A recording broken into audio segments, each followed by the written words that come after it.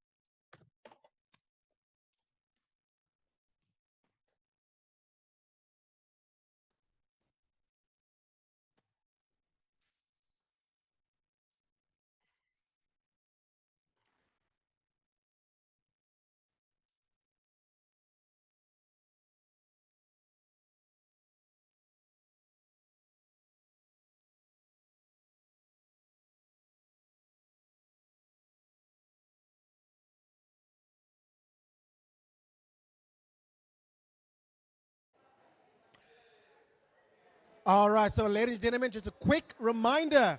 We're about to begin in 15 minutes. We're about to begin in 15 minutes.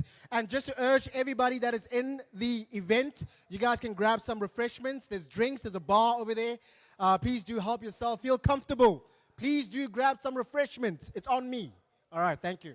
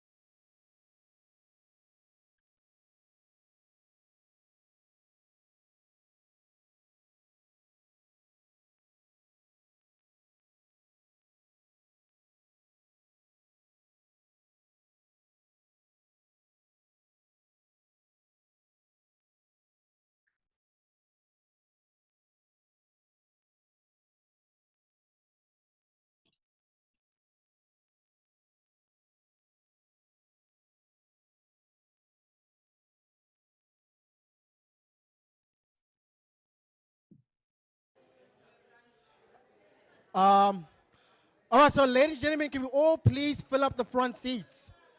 We're about to begin.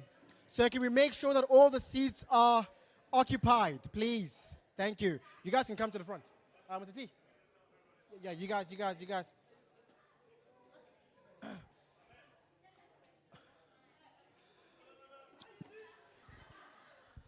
All right, so for everybody that is at the back.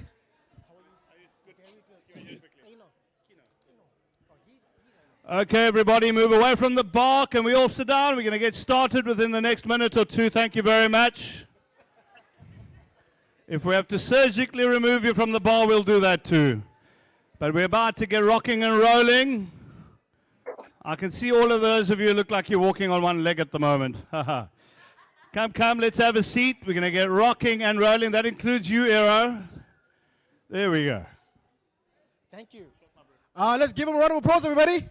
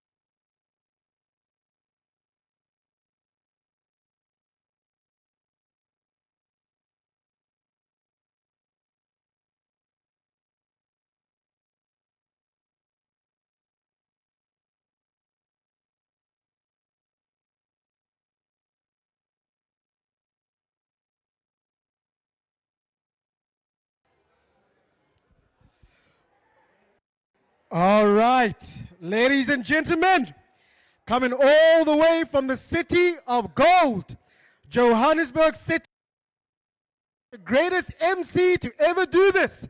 Stand up right now for Karabo Muhule! Hey, make some noise, everybody! Make some noise, everybody! Make some noise, everybody! Make some noise, everybody! Make some noise, everybody! All right, so what's poppin', everybody? Welcome to Innovation City. Make some noise. All right, now we're all here with Build with Ayoba. And I'd like to welcome all of you that are joining us online. Now, if you're online, please do make sure that you guys remain muted. If you have any questions regarding the event, please do make sure that you guys type it on the chat box. And throughout the session, we will make sure that we get to your questions. Now, we are here to celebrate and explore the rapid growth of an impeccable super app. I'm speaking about African super app. Now, this app has reached an incredible trajectory in the past 4 years, right? Looking at how it has started, and today we have over 30 million monthly active users.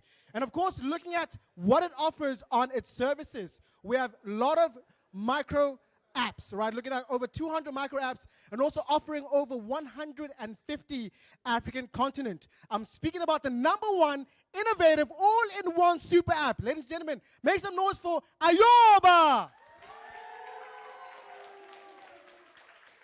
All right, so we are all gathered here as innovators and as creators, as app developers, as entrepreneurs. So you guys have the perfect opportunity to partner with Ayoba. And of course, your business or your app can also be featured in the mini apps that they have. They have countless mini apps. But now, we must all be aware, right, is we have all witnessed an incredible, unprecedented leap in innovation, where we have seen the world come right into our fingertips. And Ayoba is not just an app. Ayoba is a conduit to connection. Ayoba is a lifeline that connects families, friends, and of course, communities. Ayoba is a game changer. Now, Ayoba has not just made communication easy, but it has made communication enriching. And we're all here today just to see and to understand the minds, right, that are part of this extraordinary, oh, you guys are now silent, wow. Now, we're all here, right, just to find out about the minds that are part of this extraordinary super app that we call Ayoba. Now, Ayoba is so impeccable that it has revolutionized how we communicate, right? It has revolutionized and also reshaped how we entertain and also how we do business in Africa. So all of you young innovators have the perfect opportunity now to explore how you can network and also how you can partner. And without any further ado, allow me to welcome Kino Kimis, who is part of the Innovation City on stage. Make some noise, everybody.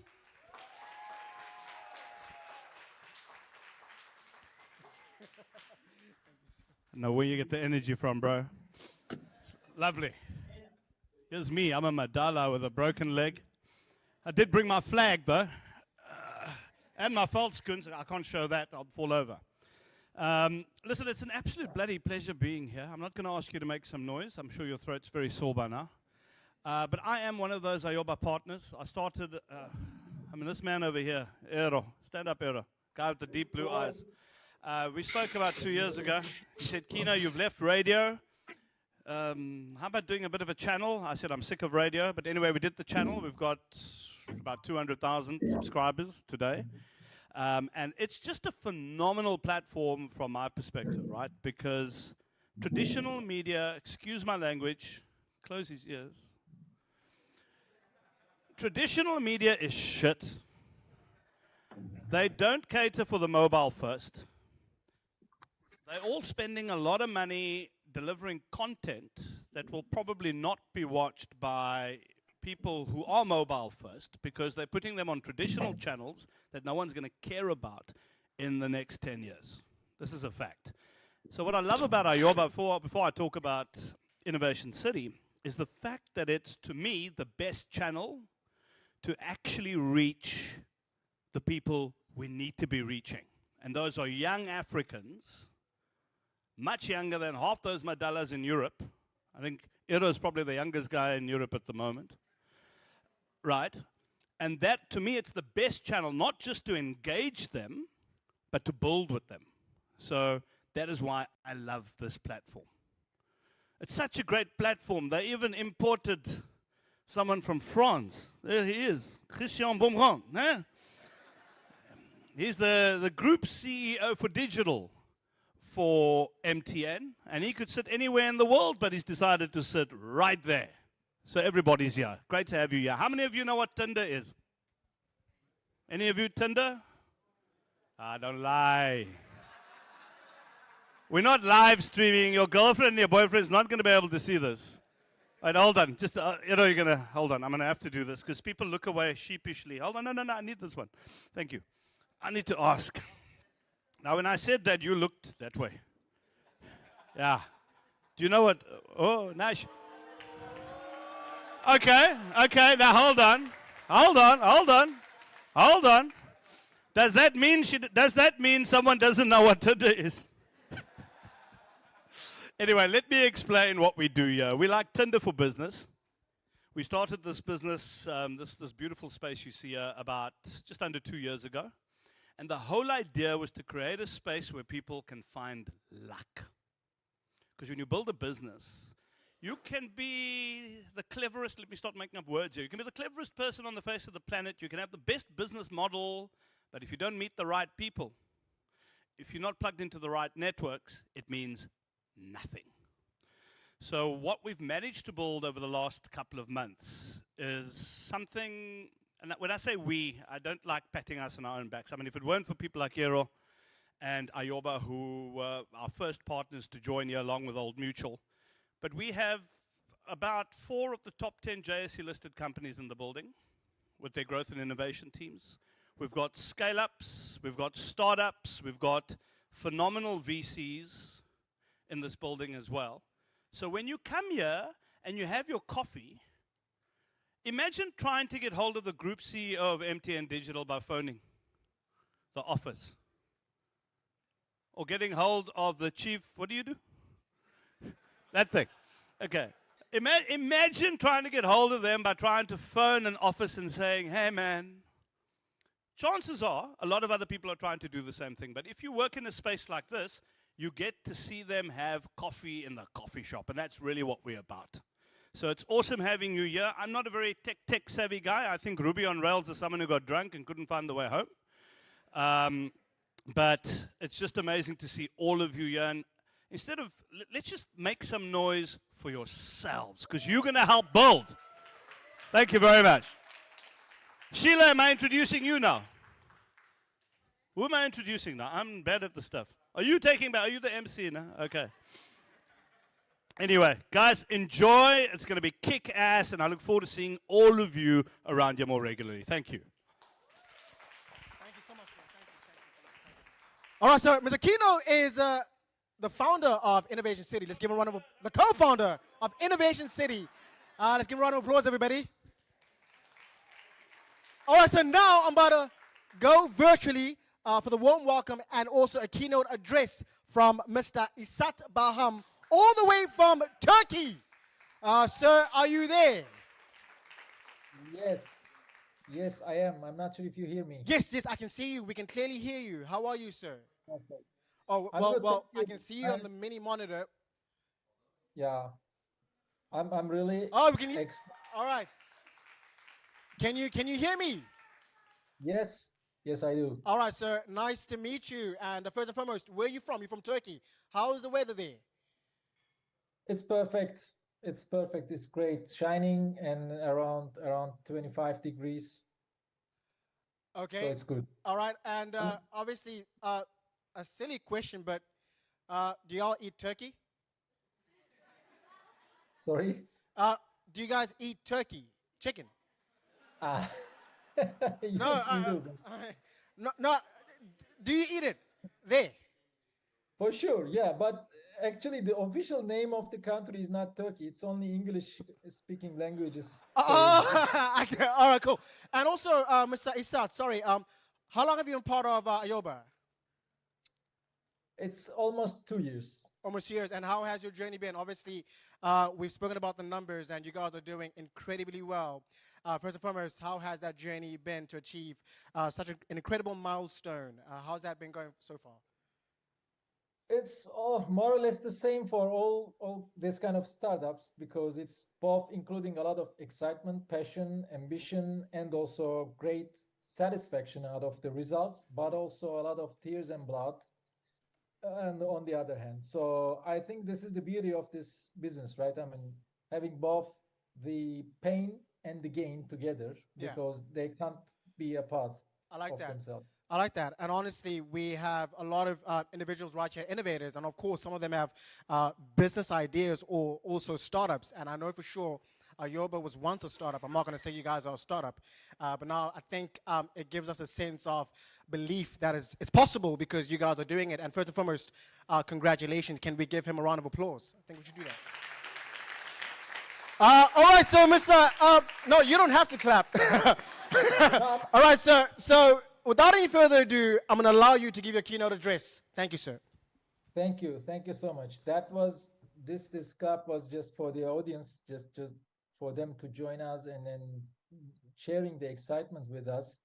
And I can definitely see this level of excitement. I'm not sure if I will be beating up your level of energy, and then if I can raise the bar more than this, but I'll try. At least I'll be part of it. So thank you again. I mean, I'm really regretful just not being there in physically, but I was already, but now I'm more regretful because of seeing this very excited audience, and also this fancy MC. And also, I would definitely like to see uh, all the audience there one by one and meet them face to face. And but again, let's go with like this, since it's the digital world. So I'm 10,000 kilometers away, but I'm still connected with you. I can feel that definitely. So I'm really excited to be here just to represent Ayoba as other colleagues with me. But I would like to say it's an absolute pleasure for me to be with this audience, and then which actually, I mean, I can definitely see they share our passion for innovation, and they understand the profound impact that it can have on building successful businesses on the Ayoba platform. And especially thinking about the new world that is like constantly evolving, and businesses are now challenged to stay ahead of each other and the curve, and innovation has literally became the cornerstone of our approach at Ayoba. And we gather here today to just discuss how to build businesses with innovative ideas on our platform.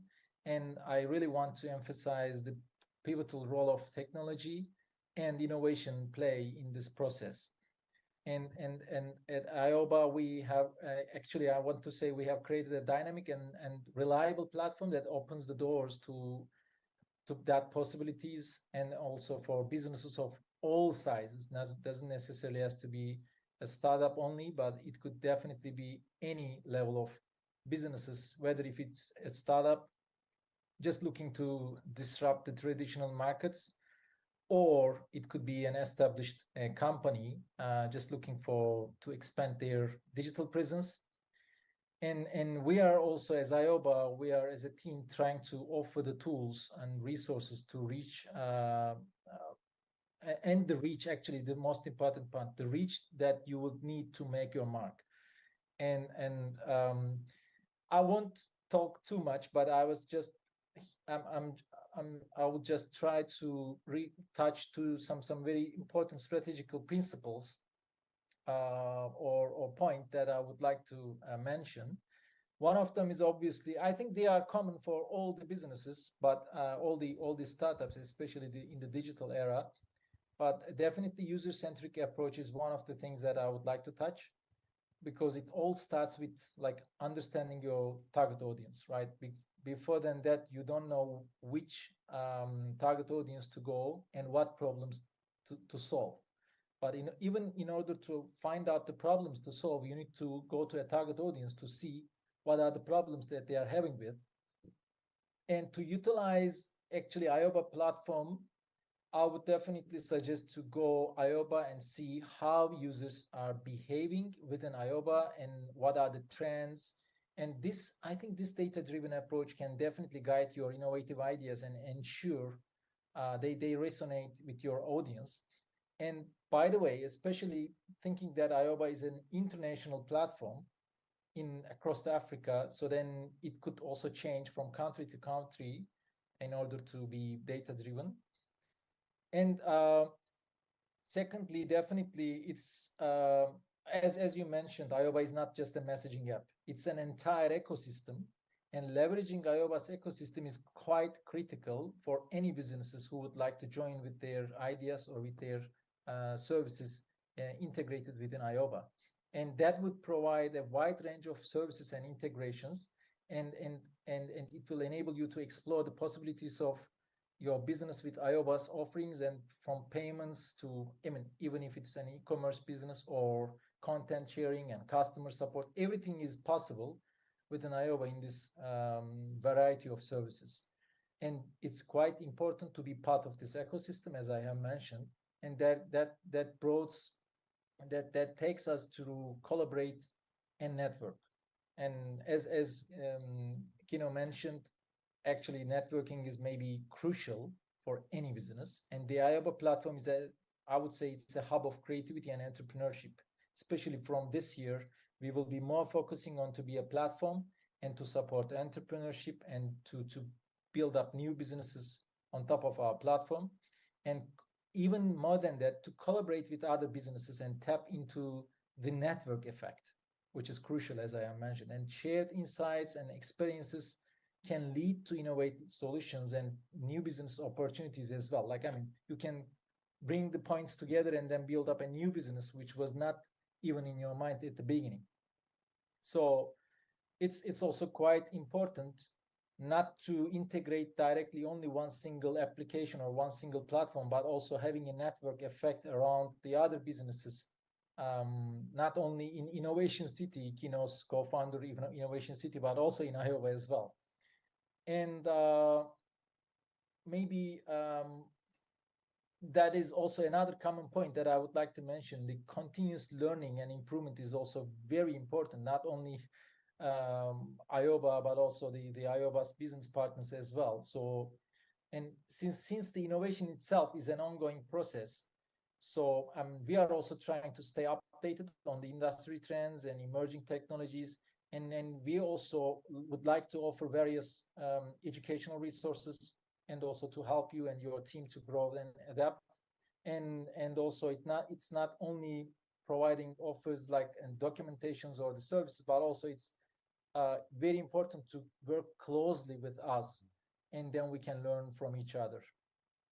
And the final thing I would like to mention is I think what we are trying to do here is to create a community and engage in between each other, and engaging with your ayoba community and building relationships, gathering feedback, and actively participating in the discussions. And this is really going to be a valuable thing for your own business as well. And especially the communication in between the businesses and also in between ayoba teams would be really, really important to find out new solutions to the new problems. Because I believe, I mean, simply any business who is promising or going to grow more is actually only going to be successful enough if they are really going to solve a problem better than others.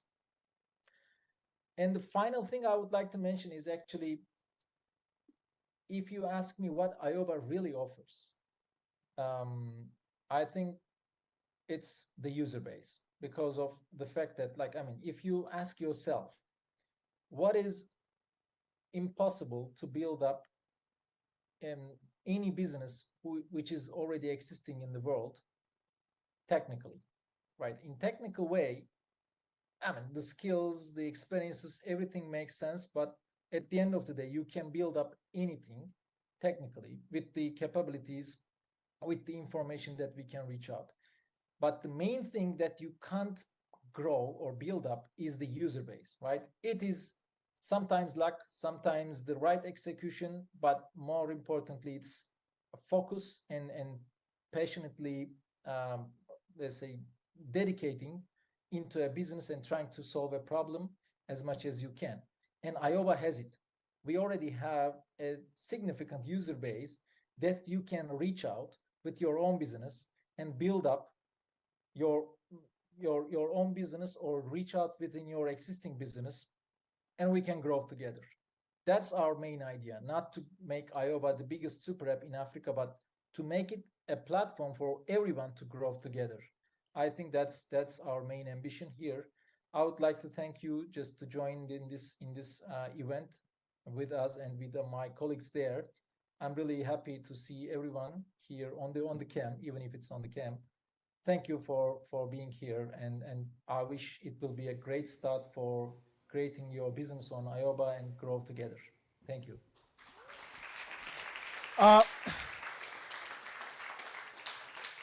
All right, so Mr. Isat, before you leave, first and foremost, that was amazing.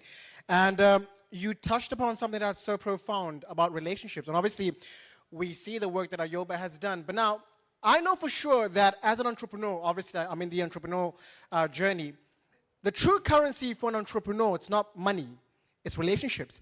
How has ayoba been able to unlock that? I mean, if we look at the 200 micro apps that you guys have, they are not just filling up space, but you guys have built a relationship with those micro apps. And also as young people that are here, how can they understand the power of relationships and also maintaining and sustaining those relationships? Do you mind if you can answer that real quick, sir?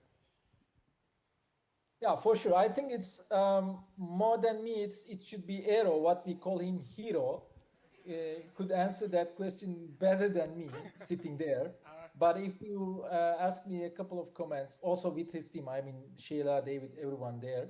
But if you ask me, I would say just making them feeling that we are there and responsive enough and we care about them. Like, I mean, as I have mentioned, I think if you resonate the feeling that you are trying to grow together rather than just getting benefit out of those businesses, then it makes a I think, sincere vibe around the ayoba, and then it made us to bring more and more businesses in ayoba, believing that they can trust us first, and also they will get support whenever they need. And also, I think it's the common strategy. If anyone who would like to grow, it's also our ambition, and we don't want to grow alone. I think that's the main thing. All right, let's give a round of applause to Mr. Isat Balhan, all the way from Turkey. All right, sir, I'm going to send you off and enjoy Turkey. Thank you so much. All right, next. All right, so next we have the CEO of Digital Platforms, all the way from MTN, who's about to come with a message of support. Give a round of applause to Mr. Christian Brumbam.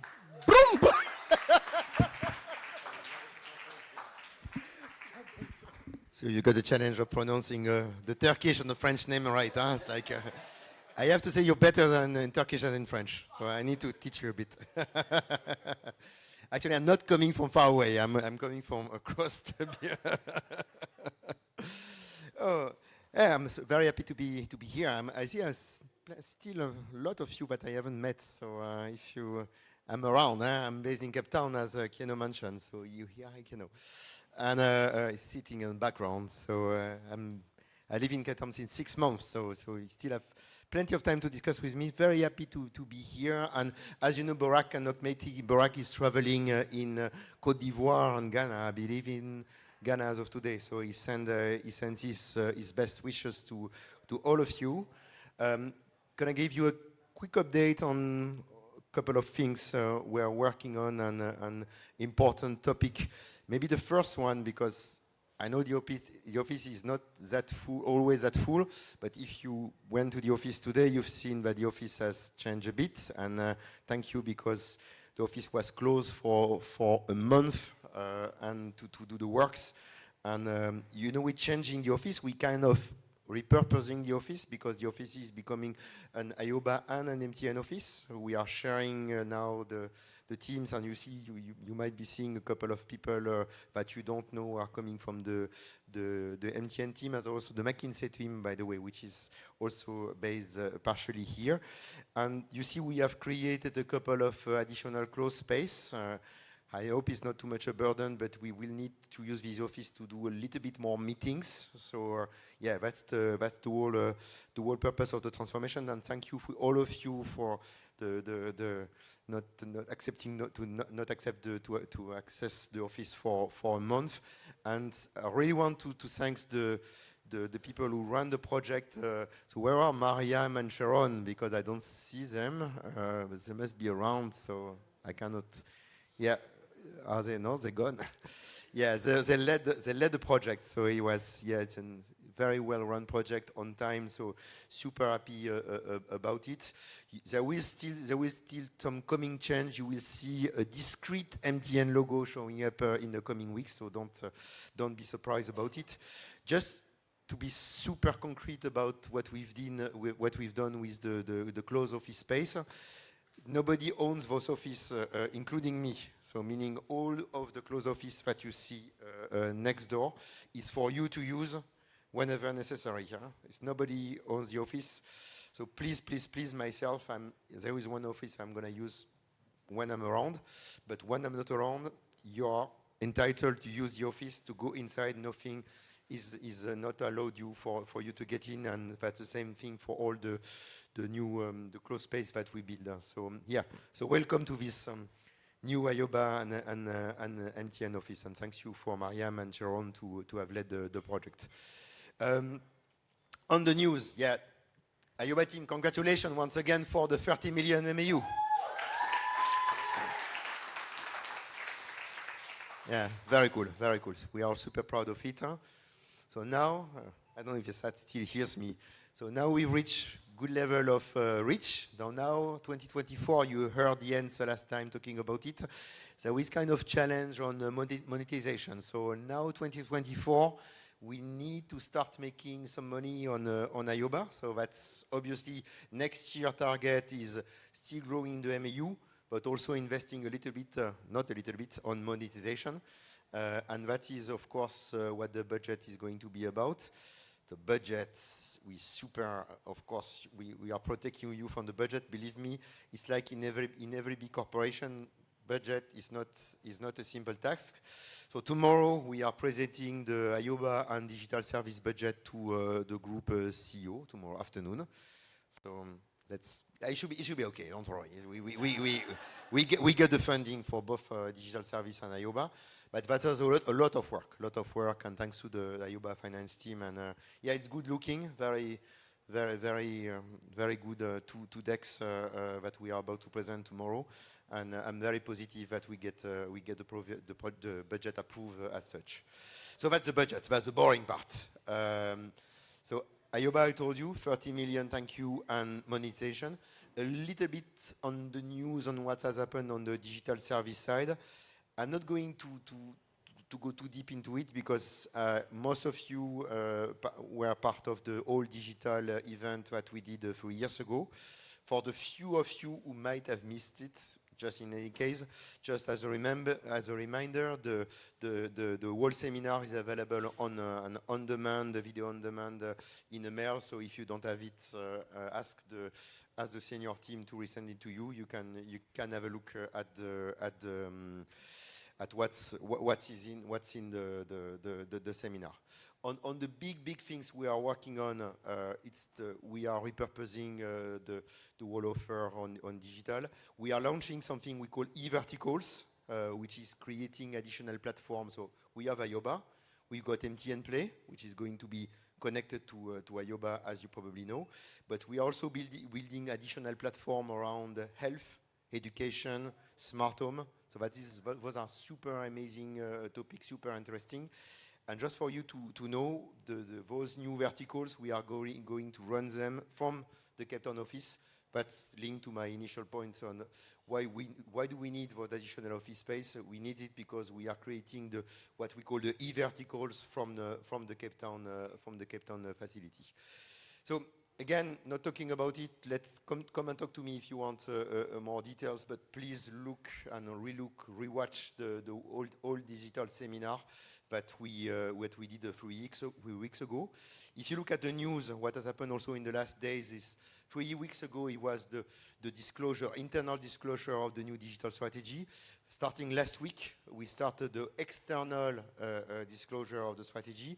You might have noticed that we sponsored an event called Africa TV Series happening in Johannesburg.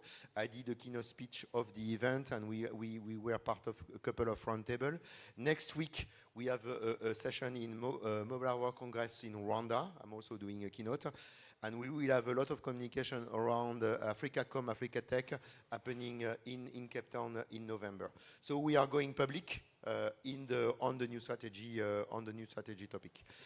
So yes, a lot of things happening, a lot of exciting news. Next rendezvous for all of you with me is February, in which I will explain what we have done, what we have achieved up to the end of the year. Yes, it's exciting time ahead. I'm happy to be here. I'm happy to be part of this community, to feel the vibe of the VC, the startup, and the vibe of being around the ayoba team, so energized. So yes, so proud to be around, and exciting time ahead. Thank you.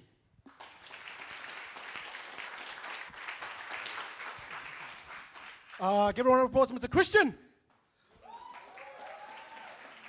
Or shall I say, give a round of applause to Mr. Christian. All right, so I want to remind all of you that are here to please hashtag build with ayoba and also hashtag made it in Africa for the world. And now we're about to have a next speaker. All right, now who's about to speak on building a versatile African super startup, looking at the state of the platform and the future. Now we have Mr. Sipho Mtobi, the head of product with ayoba.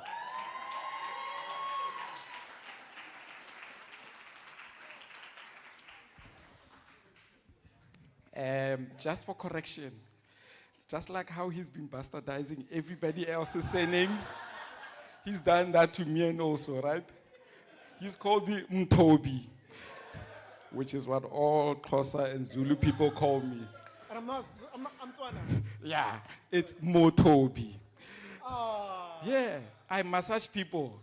I don't do anything else. Motobi. I massage people. Cool. Ready.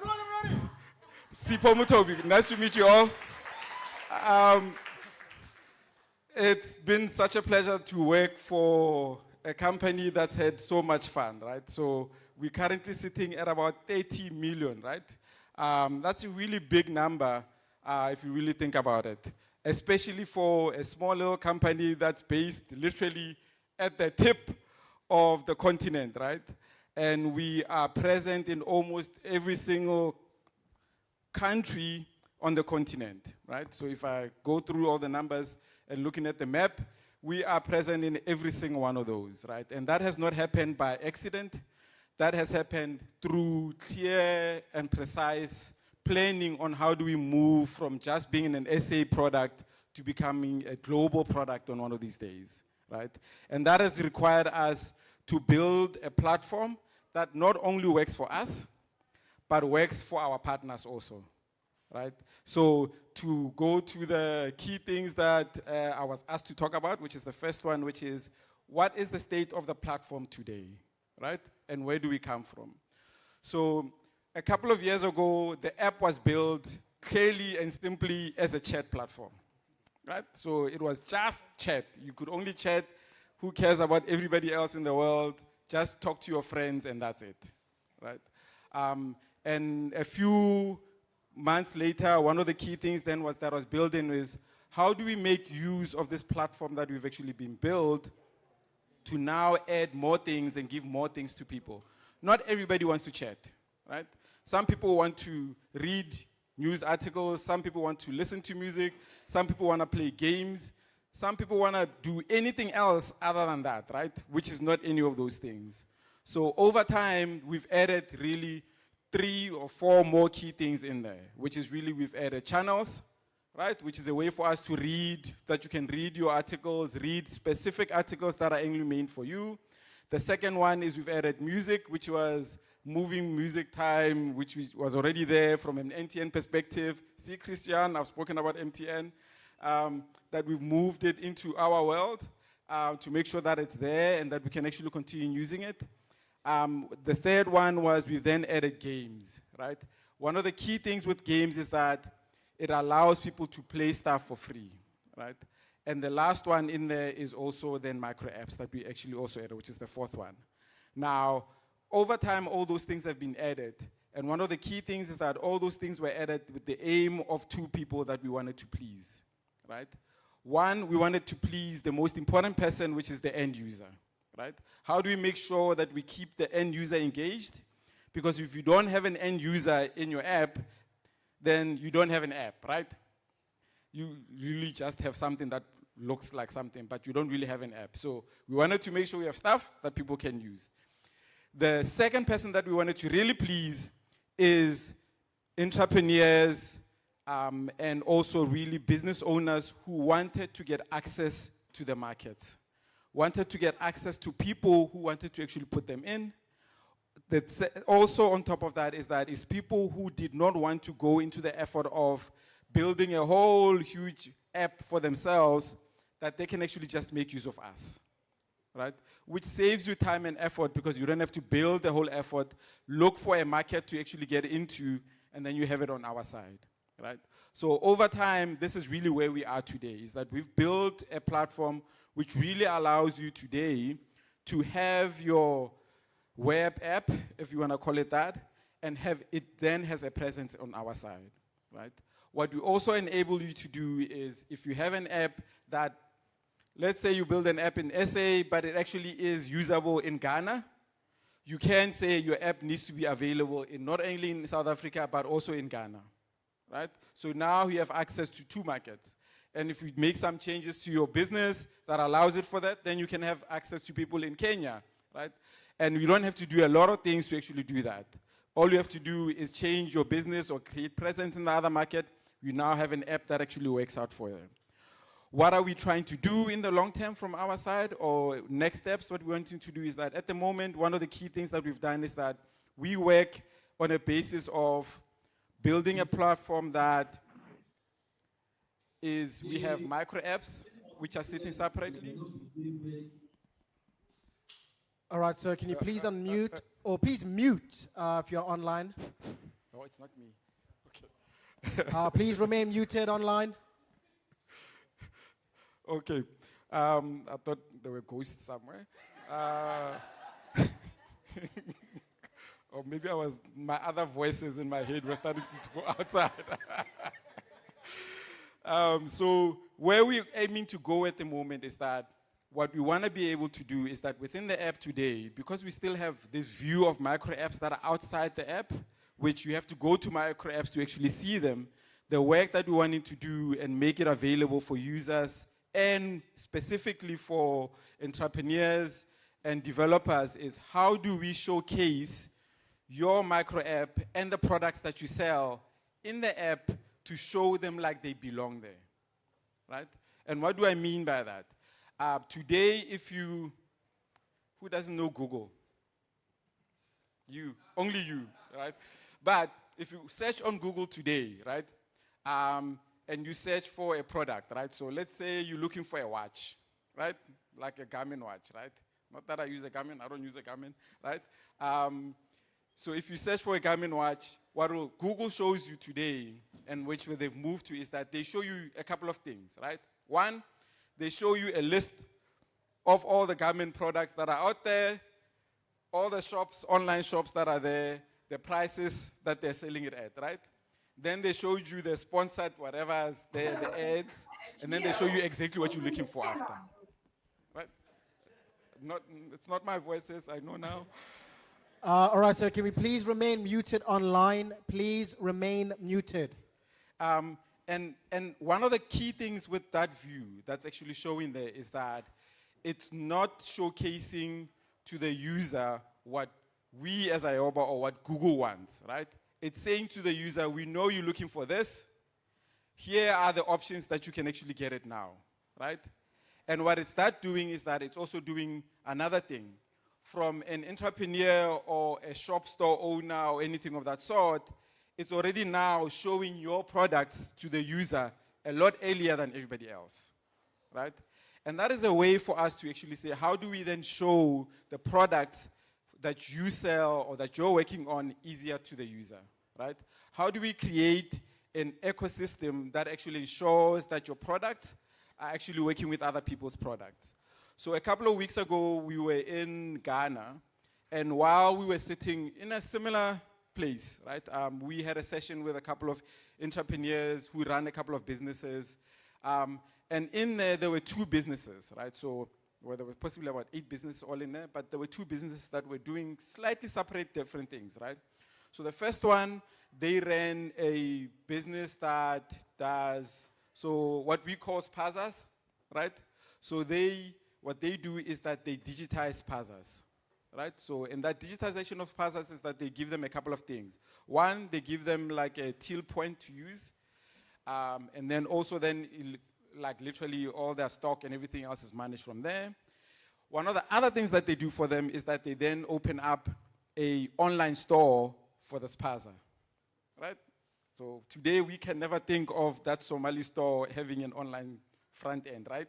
But actually it's possible, right?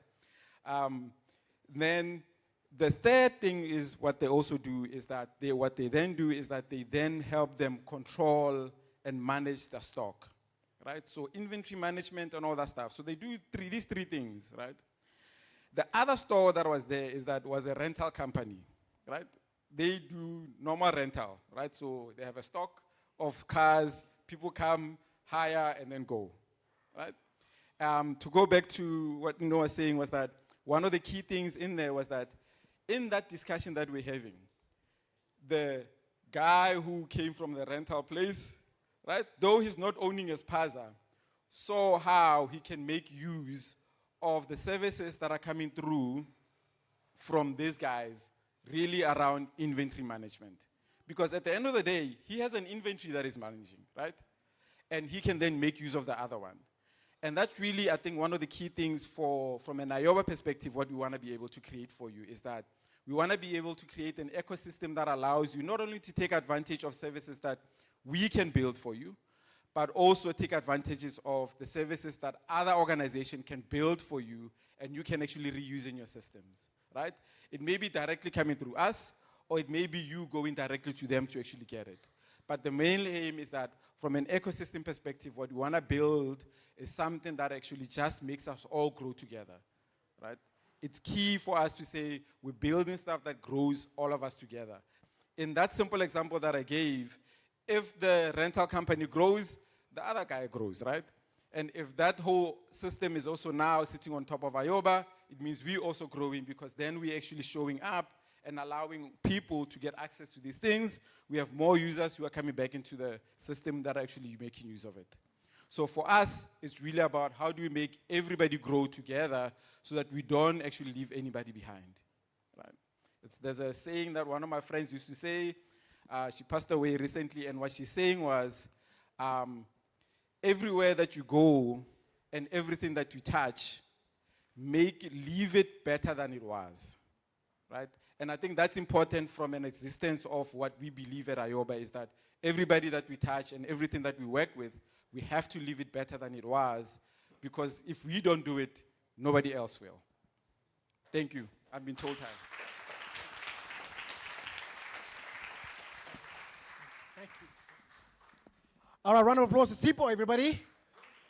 All right, so next we're about to have a speaker who's about to look into the go and the growth partner of African businesses and the content creator.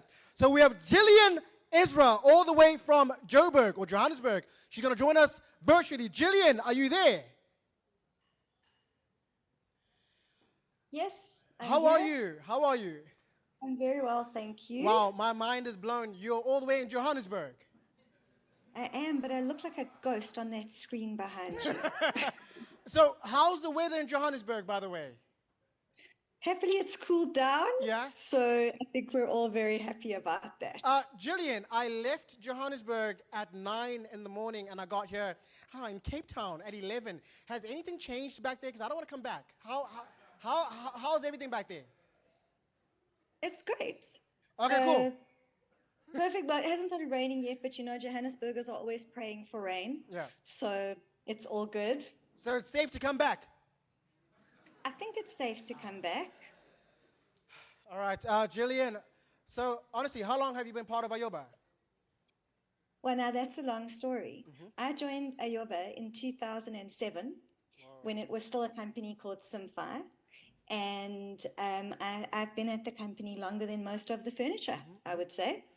I like that. And Gillian, honestly, I want to know this, and to be honest, because obviously I know as an entrepreneur, you guys face a lot of challenges and difficulties. And obviously we have young people here who need to understand, as much as we are in spaces like this, we need to know and understand the sectors and the environment that we're getting ourselves into. What would you say to all these young people who are here about facing adversity and also somehow overcoming it as an entrepreneur or as an innovator? That's an interesting question. I come from a long background in the music and content industry. And I think the message is always believe in yourself. I think a lot of people come to me and say, how do I know how to get a manager if I'm an artist or a content creator? And my advice is always that, you know, trust the people that you trust and trust your own opinion. You know, we can all go to so-called industry experts who will tell us their vision and their belief, but I think that we all as people know inherently what is best for us. And that is not to say that one shouldn't collaborate or listen to good advice, but don't let people tell you that you don't know what's best for your own career, content, app, future, etc. Trust yourself, go with your vision. I like that, Gillian. Give a round of applause to Gillian, everybody. Thank you so much. All right, Gillian, I'm about to leave you, and you can get started with your presentation. Thank you so much, Gillian. Thank you so much. I'm so sad that I couldn't be there today. In fact, the entire team seems to think that I am there, and I've had a lot of people from ayoba saying, see you in the office. So I'm very sad that that is not the truth. I'm going to share my screen, if it's possible, and I want to show you what we as the content team do with content partners and content creators. So I'm just going to see if my technology is going to cooperate, because I think we have not seen nearly enough of the app so far in this session, and it's always better than trying to explain what we do. So I'm just going to share the screen from my Android. If indeed sometimes it does, sometimes it doesn't share so easily. Let's hope today is going to be one of those times. No, for some reason, it's just not happy. So while I'm trying to get this working, I'm the head of content for ayoba. The content team are all over Africa. We're in Joburg, Cape Town, Abidjan, Lagos, and Accra. And what we do is we work with content creators in a lot of different ways. And we help content creators to get onto ayoba and to find an audience and the right audience by partnering with us. And it would be just lovely if I could actually show it to you, but of course my software doesn't want to work. So I think it was Sipo who was explaining all the things that we do here in the content team. So we started by adding channels, and channels kind of look like Instagram. And this is where we partner up with content creators to bring their creations to the African market. So we take videos, we've just started to take podcasts, we take images, and we work with influencers who are looking for a bigger audience and they can get on social media. We create our own content, and a big shout out to the content team for the amazing things that they do. And we bring all sorts of different things to life and to market. We have many channels, partner channels now, that are over 1 million followers. For example, Music in Africa, which is one of the most important music blogs in Africa. and they partnered with us and have shared with us how excited they are. You heard Kino earlier talking about the fact that he has a channel. He's one of our content creators as well. Other than that, we also have a big games division. So we take HTML5 games and we incorporate them into ayoba. We're very proud that we've just launched our first set of games from Kenya. And we also have some South African games. Amongst them, Bri Guy, which is a South African crew who won our gaming hackathon with a couple of other crews as well. So we're very proud to bring all of these to market and to help them find the right audience. There really is a lot of growth to be had by partnering with ayoba. So we're just about to put up a page on our website that gives all the detail, but please follow us on social media. We have a big presence across all the platforms, from LinkedIn to YouTube to Twitter and Facebook. You can follow the kinds of partnerships we have and the kind of things we do for our partners. And please do reach out and let us know if you're a content creator who's interested in working with ayoba. And with that, I'm not sure if I'm handing directly over to David or back to our fantastic MC. All right. Thank you so much, Gillian. Round of applause for Gillian, everybody. Okay, so as she has stated, we got David Graham.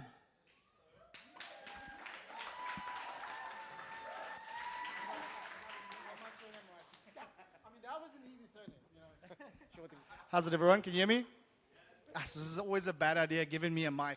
Like, I love the sound of my own voice, and I'm in sales, and what an awesome time. And what an awesome program that Sheila in our ecosystem team has put together. And thank you from everyone from ayoba for making the time and helping us engage with young developers and young business owners and entrepreneurs looking to take a different approach to how you would go about getting growth. So you would have heard Essa talking about it, Sipo, Gillian, all about our strategy and how about we try to hit the goals that we set as ayoba. So growth is one of our biggest goals that we work with at ayoba, and trying to figure out a way to not only grow as ayoba, but also bring along businesses with ayoba and have awesome services available. I had a presentation somewhere, but it doesn't seem to be on. So yeah, you'll have to just watch me. So I have the awesome job. Firstly, I head up business development for micro apps in ayoba, and I have the awesome job of, number one, not sticking to that title because it's very loose. My job is every day dealing with entrepreneurs, businesses, not only in South Africa, in Lagos. I was in Lagos a few months ago, meeting with some of the businesses there, trying to figure out how they do business and what works in Lagos, because what works in South Africa doesn't work in Nigeria. What works in Nigeria doesn't work in Accra and Ghana, and we're trying to build that, but also understand the needs of those specific places. So it kind of leads into my next point around ayoba and micro apps don't work unless we have hyper-locality. And what I mean by that is we need to have businesses and entrepreneurs and startups and scale-ups. There we go. Can we go to the next slide? Oh, it's coming. So we gotta have the ability to be relevant in these local markets that I'm talking about. So, I don't want to be in Ghana and see businesses in South Africa, but at the same time, I wouldn't want to be engaging with micro apps and transacting if it's nothing that is important to me. So from the offset, a big part of our strategy on micro apps was understanding how do we bring small businesses, startups, scale-ups, and remove those digital barriers that have traditionally been in place for these businesses. Things like, do I develop for iOS? Do I develop for Android? Do I have the money to develop for both? And how can I quickly get in front of an audience? Because that's the hardest part. If you're trying to expand to another country, if you're trying to launch, getting an audience is the hardest part, because where do I start? Am I going to have relevance? And how do I get my brand in front of that? So you can see, once again, we've tried to make it as simple as possible for businesses to be able to get in front of our users, because that's our power. Our power is our growth. Our power is our user base and the ability to put your business in front of that. So we've done it quite simple. I think Esat or perhaps Sipo touched on it, but what we've done is decided to create almost a web view with a PWA or your web app to be able to display on ayoba as an app-like feel. So what's cool about that is it means, if we can go to the next slide, what it means is you're able to leverage the power and the benefits of micro apps straight off the bat. So you can see on there, you're able to plug in some of our APIs that we've developed. You're able to get access to payments, for example. Yusuf is having a look at Microsoft at the bottom there. They're one of our micro app partners, so great to have them on board. And it's a very quick way to get developed and launched on ayoba and have that channel through to your business without the need to develop on ayoba. So it's super, super powerful. It makes things quite simple when trying to make a choice about how do I launch, how do I get going, because I think sometimes as entrepreneurs, we get stuck in the details of things and we don't always just go with it and get going, and we get stuck. And ayoba gives you that ability to be able to actually get going and get in front of an audience and really use it and then engage with the platform. So if we go to the next slide. This is a lot. I'm not really going to go too much. It is a lot. I'm not going to go too much, but it's good to understand what micro apps brings you as an entrepreneur. So I know marketing's not going to like that second point, but in a degree it is free. As we launch with you, we do try and help you define success on ayoba. And what does that mean? How do we get you in front of the right audience? How do we get you in front of the right customer for you on ayoba? There's the user base that I spoke about, app-like features. So we are truly mobile first when it comes to that. So taking it and displaying it in a correct way for our in-tune users to be able to use.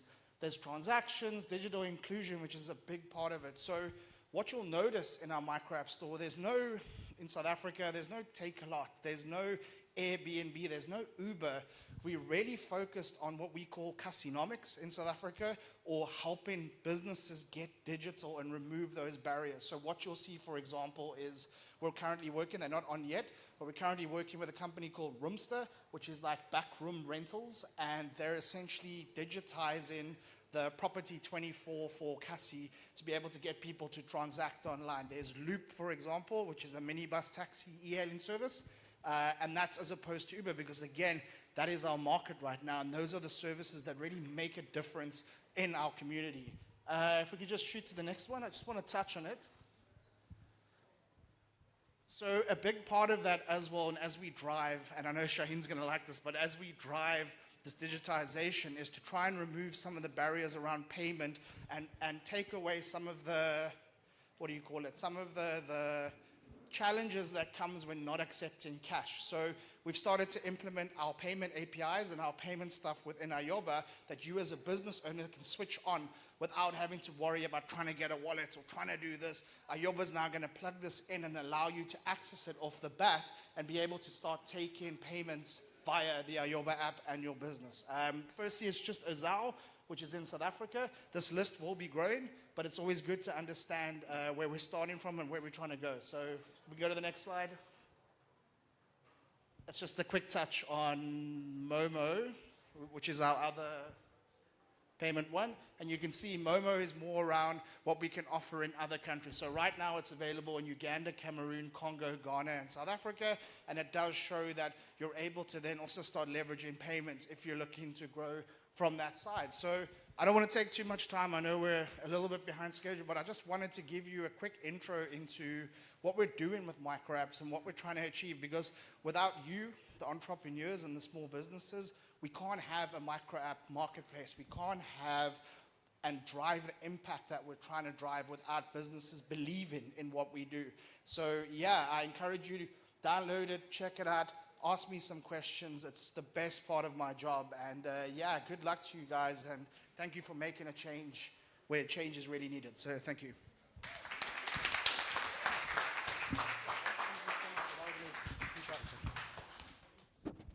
All right, David, everybody.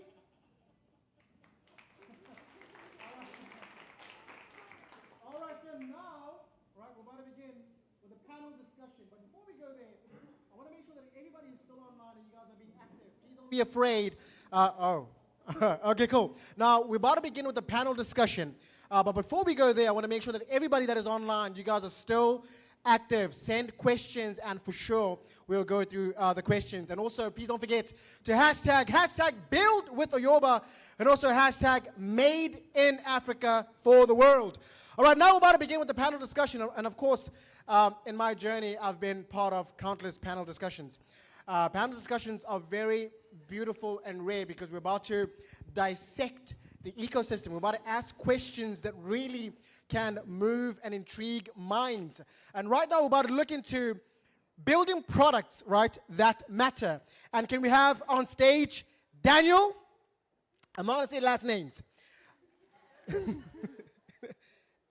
Dylan. Oh, my God. Melanie, Shaheen, and of course, moderated by Irene. Round of applause, everybody.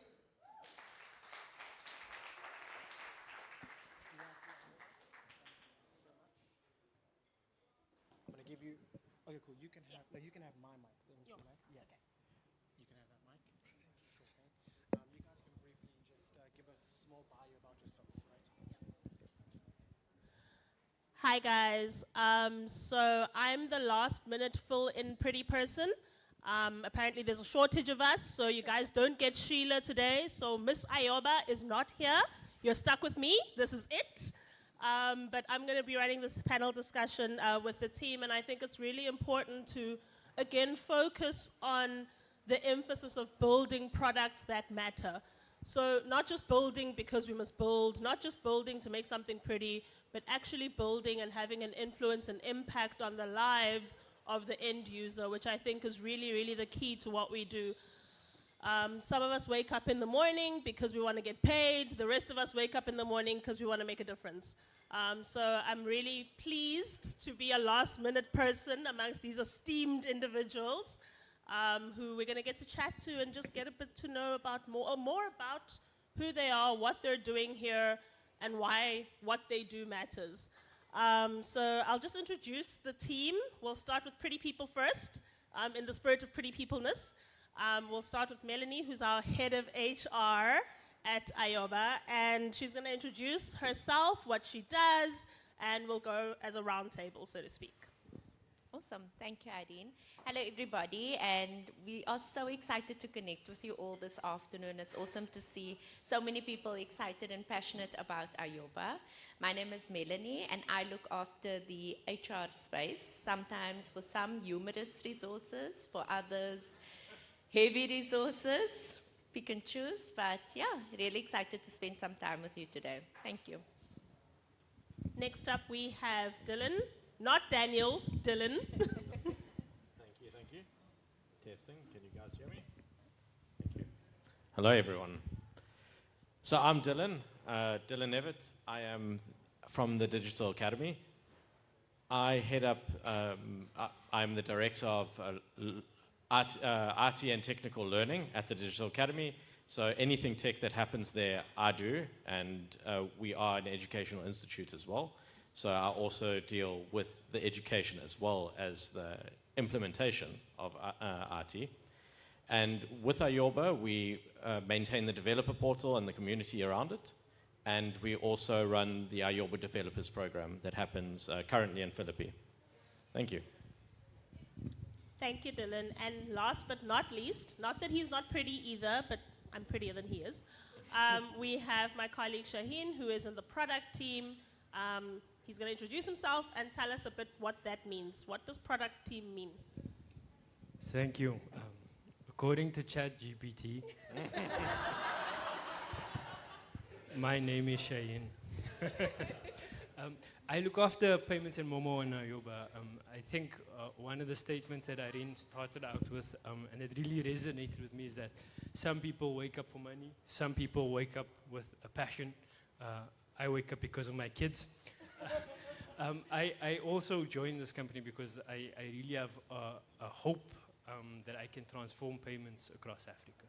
Thanks. Awesome. So now we know what they do, and we know why they're here. I think one of my questions goes to you, Melanie, because I think building requires the right tools, right? So in order to get the right tools in the building, how do you go about building the team? So what are your strategies? How do you attract the right Lego blocks to make Lego City awesome? And I can use them because they don't have trademark or Lego. But yeah, generally, like, what do you look for when you're sifting through a billion CVs online? How do you do it? I'd say first and foremost, our role as human resources is to enable. So actually, we are really just the facilitators of a process that's run by really passionate and awesome people. And that's our biggest value proposition. In the interview process, we're mindful that an interview can be really stressful. It's not fun for you as a candidate. And as much as the person on the other side says, calm down, it's okay, for you it's really not. So what for us is important is that you get a feeling of what it is to work at ayoba in your recruitment experience. We're mindful of your time. You are important. You're investing time and energy to sit in an interview, to pull together a CV. So at ayoba, we endeavor to honor that time and to show you that we care about you as much as you care about your application. And that's really what sets us apart, Irene, and helps us to build the right team, because the right people will invest that time, will appreciate that effort, will be willing to go through a second interview. Something else that really counts in our favor is that we work really, really fast, we fail really fast, and we succeed really fast. The premise of this message is things move really fast in ayoba because it's a digital world. And what counts in our favor is that our recruitment process is reflecting our agile way of work. So we honor a 1-week turnaround time. If you've applied for a position and you have gone through a process, expect to hear back in 1 week. And sometimes it means that we have to be tough on managers when the hiring decision is difficult. We don't envy them. But what's most important is that ultimately, if you are the successful candidate, a candidate in process, you are ultimately a user of the app. And we want to make sure that we maintain user centricity at the core focus of everything we do. So to build the right team is to find users like you who are passionate about the product we're building and see you demonstrate that passion, enthusiasm, and most of all, that work ethic and culture fit that ayoba is looking for. Thank you, Melanie. I've never heard it put quite that way. Usually they say, so we go through all the CVs, we put them through ChatGPT, we put a skill set at the end of it, it spits out 50 people. Of those 50 people, we look at their photos, we decide, no, these 40 aren't worth it, and then we only interview 10. So that's a really unique way of looking at it. Thank you, Melanie. I think in the spirit of building, Shaheen, to you, because you build the product, right? You are building for the impact, whether positive or negative, of millions of people across Africa. How does what you know about them influence that every day? Yeah, absolutely. So Africa is a continent of almost 1 billion people, if not over 1 billion people, and every country has very unique characteristics. I think payments even more. So one of the things that I have learned this year, and more than any other career at ayoba, is that payments in every country looks different. So what we can tell in Africa is that you really need to go into the country to visit it. What for me was mind-blowing was to see how people use Momo in country. If you do not have Momo as a payment method on your app is not going to survive. So that is one of our key benchmarks to get over the line is how does Momo live in ayoba? We have it for a couple of countries. If you give me more time, I'll have it for all of the countries. Just how we use card, and everyone I think is familiar with Capitec, probably has a Capitec bank account, probably familiar with Capitec Pay. In the rest of Africa, that's how they use those payment services. So what I'm hearing is it's really about knowing your audience and knowing what their day-to-day looks like, which I think is really important, especially with all the dev guys we have here. When you guys are building and you're developing, it's really critical to, and they say this in marketing all the time, know your customer. So ultimately, it's really critical to know, yes, I'm building, and yes, I'm awesome at code, but why? For who? And I think those are really cool. Speaking of developing stuff and making magic out of numbers and binary things, Dylan, this one's for you. Talk to me about your journey, or talk to us rather, about your journey in software development. What went wrong in your life that you felt plus and one was the future? And really, what do you have to share for the other developers? So something very early on in my life must have gone wrong because, and everyone who's listening to this from the offices in Joburg, they've heard the story about 50 times. But when I was 6 years old, my mother sat me on her lap and she started teaching me how to code using Turtle. So I've always known what I wanted to do, and it was always software development, and it was always on a computer, and it was always just that. I grew up with it. It's everything I knew. I loved it, and that's what got me into it, right? And I think I had a fairly normal journey into becoming a software developer. You know, you go and study it, you learn about it, you find a job in software development, generally, and I had help desk support. And from that point, I went through various organizations trying to find the right fit for what I wanted to achieve, right? More around the culture and what the organization is producing. And what I started to realize, and what kept me being a developer and being in tech, was that you can do anything you want with technology. It doesn't matter. If you want to do social work, for example, make an app that assists with social work. If you want to get involved with healthcare, make an app that helps with healthcare. Whatever your passion is, technology can solve, or can fit that need. It can help you with that passion. Not everyone can be a doctor. I can't be a doctor. But if I want to help people with healthcare, I can make an app. So it really gives you a broad range, and that's what made my journey continue in IT, is that I realized it doesn't matter. I can go, and if I want to help people eat tomorrow, I can make an Uber Eats, for example. I like that. It's kind of how our forefathers invented the wheel, except we've made so many strides since then. Speaking of turtles and pythons and other reptiles, we're going there. I think for me, it's a two-pronged question, so it goes to both Mel and Dylan. For Mel, the question is, given that we've gone from turtles to pythons, and hopefully we'll go to something cute and cuddly after that, because really developing just doesn't appeal to me at this point, how do you keep the ayoba teams relevant? How do you keep the tools in the toolbox fit for purpose in terms of interpersonal development? Things change every day. It's hard to believe. I have an 11-year-old daughter, and it's hard for her to believe what we did before WhatsApp was a thing. And she can't imagine a life where Wi-Fi wasn't part of the grocery bill. So how do you stay abreast of the changes and developments as rapidly and as quickly as they happen? I think in ayoba, maybe I should start with saying that the true superpower lies in the superheroes who work here.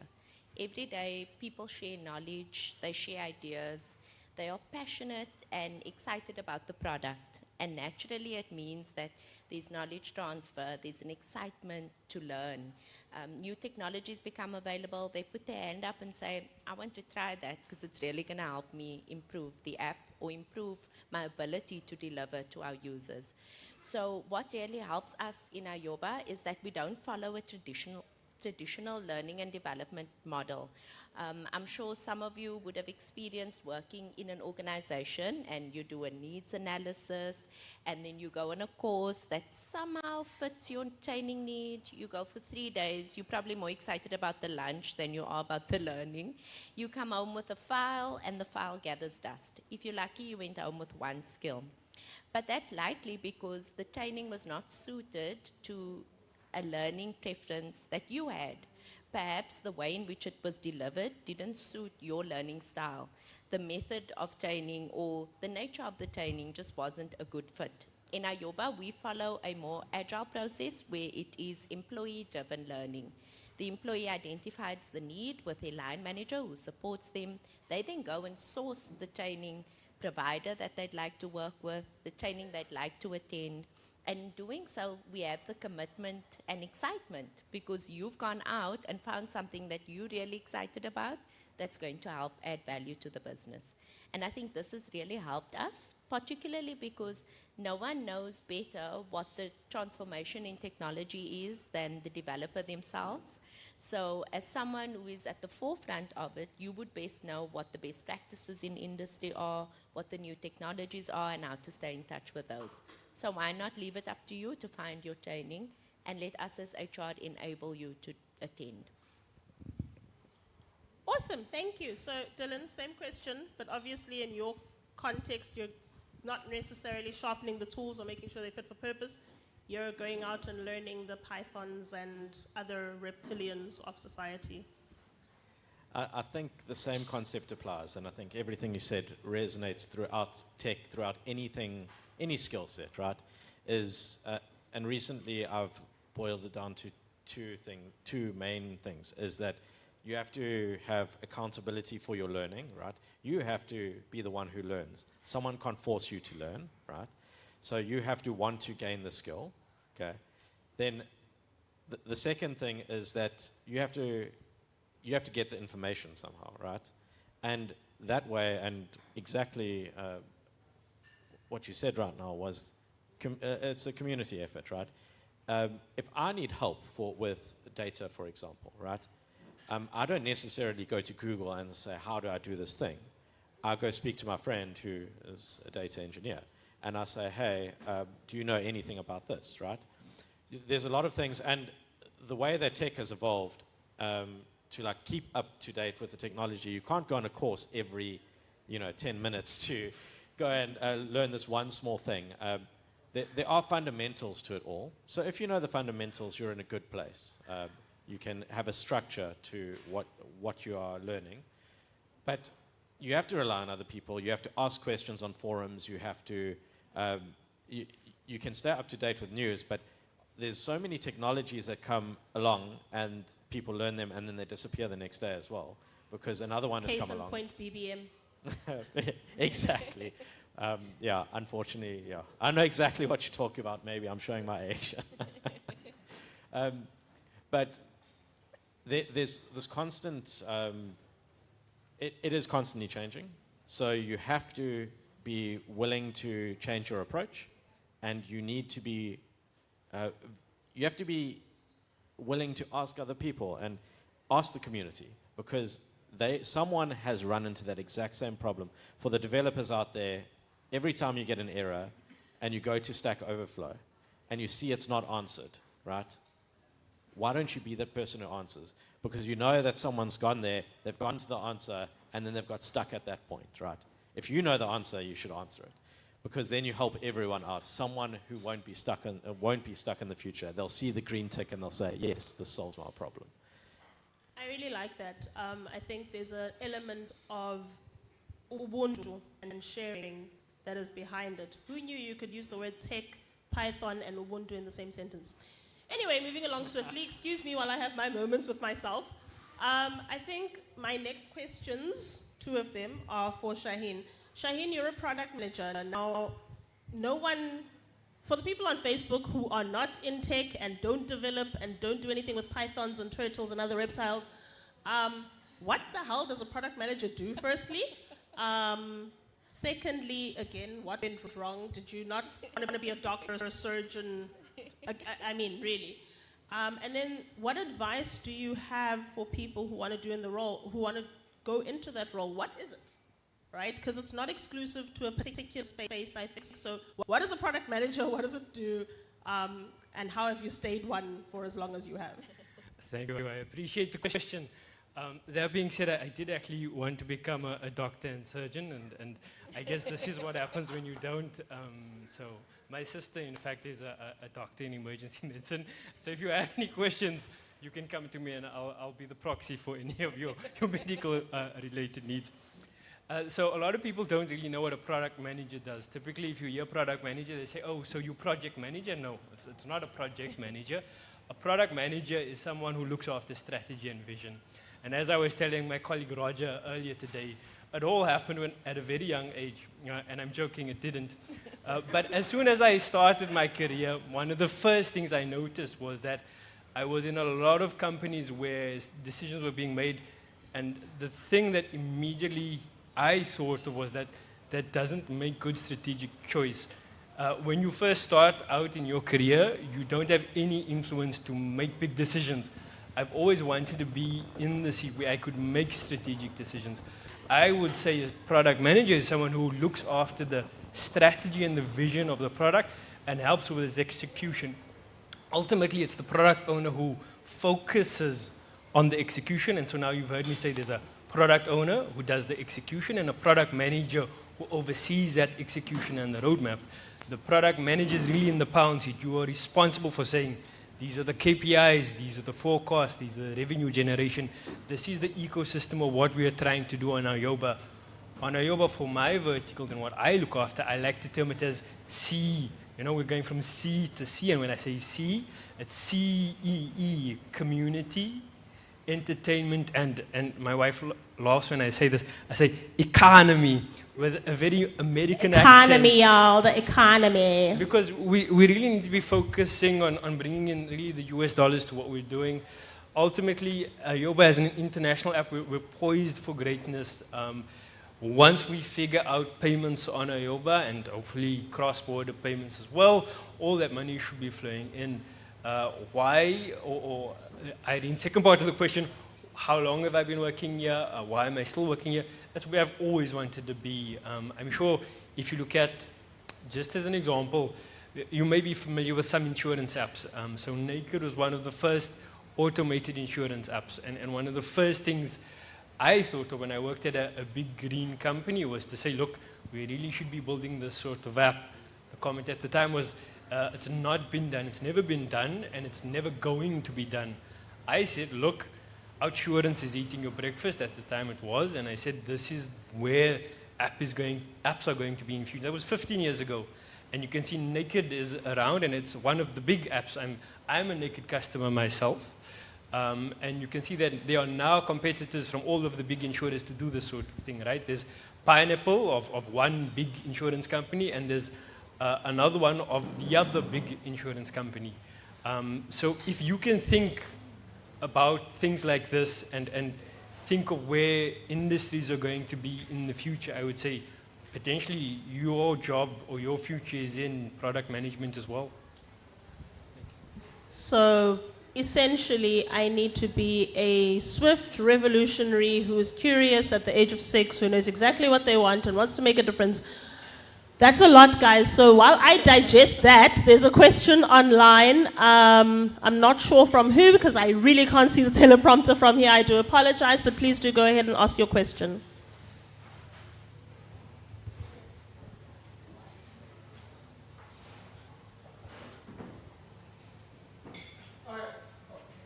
Okay, it's going to be read for you by someone who can see the teleprompter. Thank you.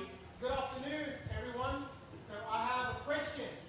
If I were to create my own micro app, how would the royalty distribution work?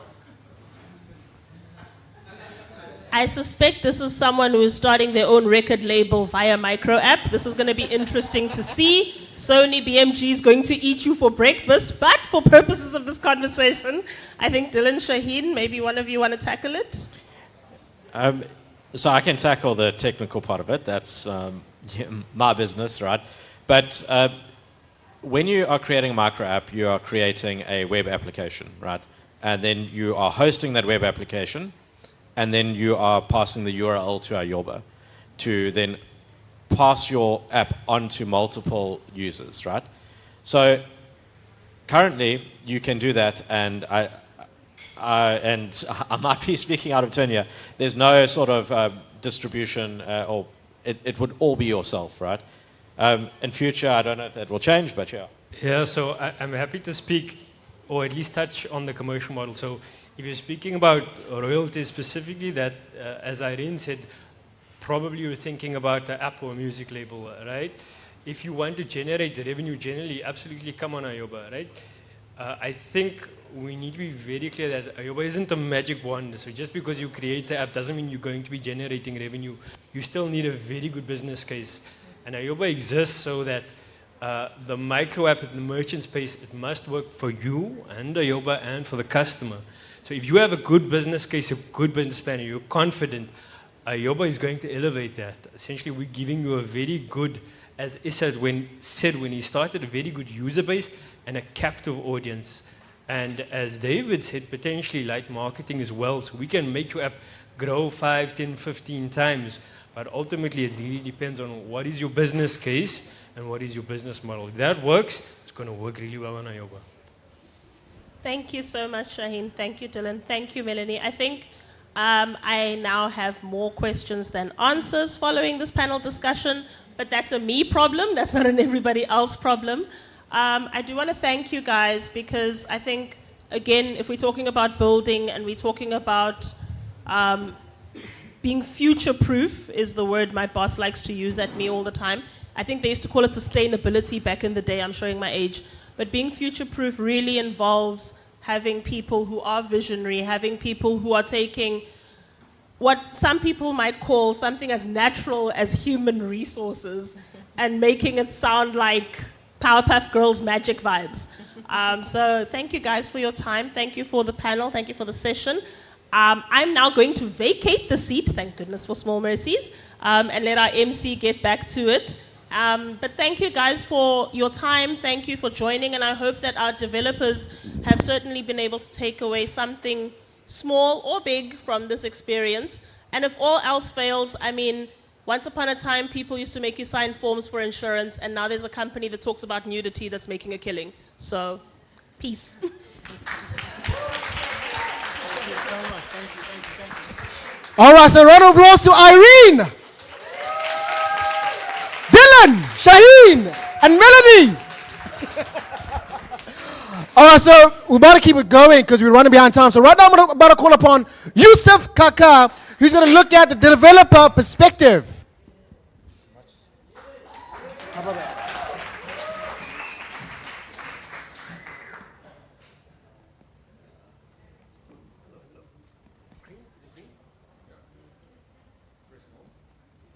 There you go. Good afternoon, everyone. Thank you so much, Karavo. I don't know where you get the energy from, man. I was going to come here and blame it on the fact that I traveled from Johannesburg this morning and all that kind of stuff. But on my way in, as I'm checking in, Karabo was right in front of me. So no excuses for me, unfortunately. Thank you so much. My presentation's up. Is there a clicker? Or you click for me. Don't worry. You click for me? Thank you so much.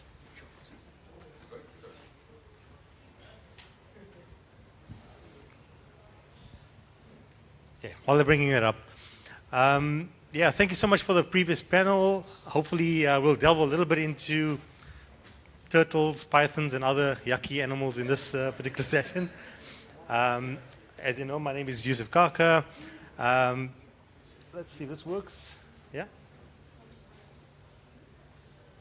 Or you can go to the next one, please.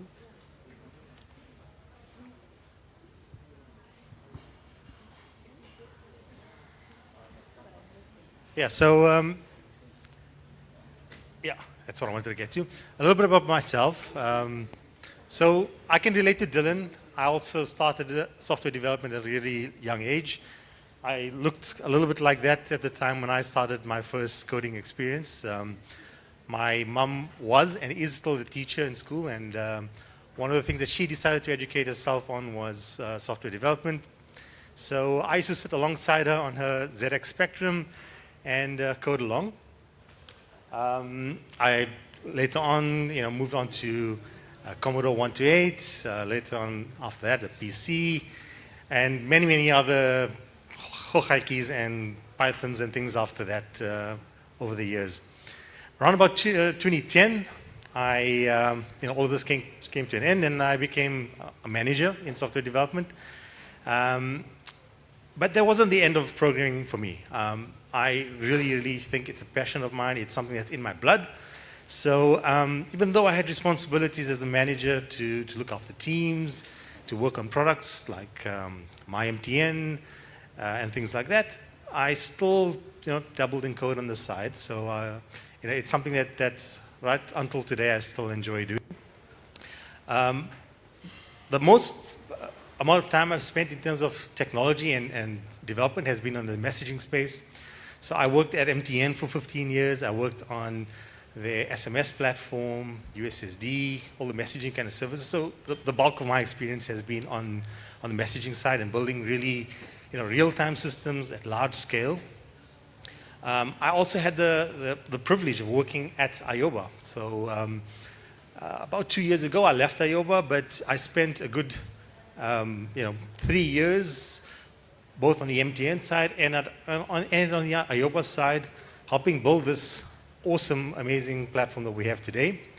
I left ayoba when there were just 10 million monthly active users, and I've been watching from the side as they grew up to 30 million users, which is such an amazing achievement. Just a round of applause to the team for that.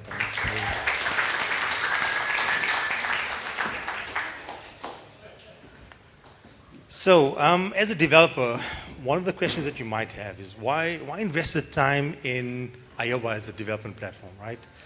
There's so many choices out there. There's so many different platforms, technologies, app stores, and all sorts of things out there. There's so many choices. Why would you start off with ayoba, right? The hint I have to that is the little picture on the right-hand side. And it's all about, leveraging what's out there, right? Building on the shoulders of giants. That's the underlying theme of my presentation today.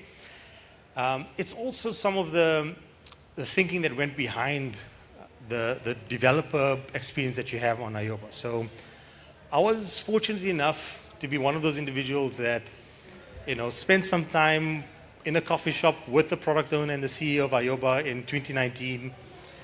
We literally drew out what the app might look like on a piece of paper, as the cliche goes, including this developer experience, right? Including this idea of having additional third-party applications embedded within ayoba. This initially existed as a little drawing with, a pencil on a piece of paper. And, today, almost 4 years later, it's there. It's living and breathing, and there's an audience of developers. So for me, it's a super proud moment. I can't explain, the sense of gratitude and feeling that you get out of seeing something go from paper to reality over this period of time. But the idea was always, let's build a platform that makes it easy for developers at the end of the day. That was the ambition with micro apps.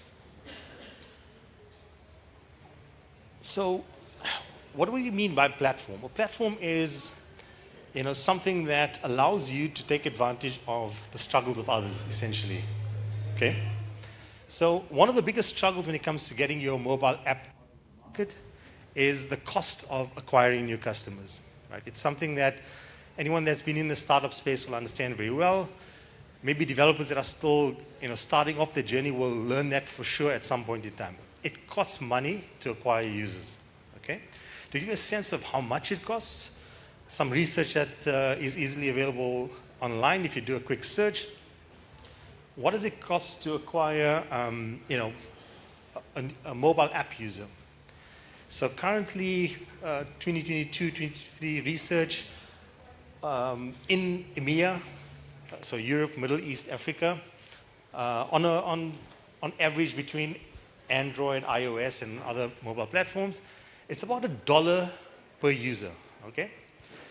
So if you think about ayoba as a platform, the biggest asset that you have that you can leverage as a developer is the fact that you have access to 30 million monthly active users. If you were to try and do that on your own from scratch at $1 per user, you can do the math, right? It's huge, the amount of money and investment that you need to make to acquire users. So that marketing power that the team talked about earlier in earlier presentations, this is what they're talking about. Okay. Another very difficult challenge that ayoba aimed to solve was this one here. So I don't know what the current status is. The last time I looked at this data was around about 2020, still being at MTN. We were looking at, what is it, what is the problem that we're trying to solve at MTN in general, but also with channels like ayoba. So we looked at some of the mobile data stats on the network, and what came through was something that really impacted me. I didn't understand this. Some of us live in a bit of a bubble in South Africa, but certainly within Africa, it's still even more detached. So across Africa in the MTN markets at that time, 2020, what we discovered is that people are disconnected from the internet, not because of connectivity challenges. Right? We've got 90+% coverage in most of South Africa and similarly in other countries, but because of affordability. Right? So even though they have 3G and 2G and the mobile devices and everything else that goes with it, it still costs a lot of money to be connected to the internet. So, people buy the prepaid airtime or data bundles, and they're able to sort of cover themselves for about half the month. The other half of the month, they're simply out of data. Right? They've got the connectivity, but no data. So their access to internet is impacted by the cost of data. Right? So one of the things that we're trying to solve with ayoba is, how do we get people access to the internet and good services for 30 days of the month, for the full 100% of the month. So a lot of time and effort went into designing and building a zero-rated platform. Okay, so I spent a good year and a half primarily focusing on that particular challenge while at MTN, and going country by country, network by network, and making sure that the app is fully zero-rated. So an MTN user using ayoba doesn't have to pay a cent towards data, right? Both for the primary services like messaging, but also everything that goes on top of that, including your micro app when you develop on top of ayoba. Okay? If you were to build that kind of capability or try and get your app zero-rated in Africa, it's going to take you that much plus more to get that done. Right? We did this from within MTN. It was challenging, but it's still doable. That's the kind of platform that I'm talking about. Right? This is what you're leveraging when you're using ayoba. It's all that hard work that went into zero rating that becomes accessible to you when you develop on top of ayoba.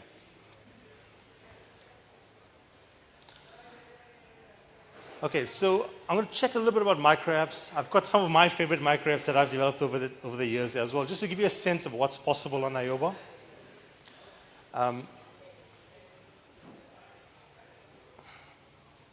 we go. So I'll jump in straight into my most successful app so far on ayoba. It's called ayoba.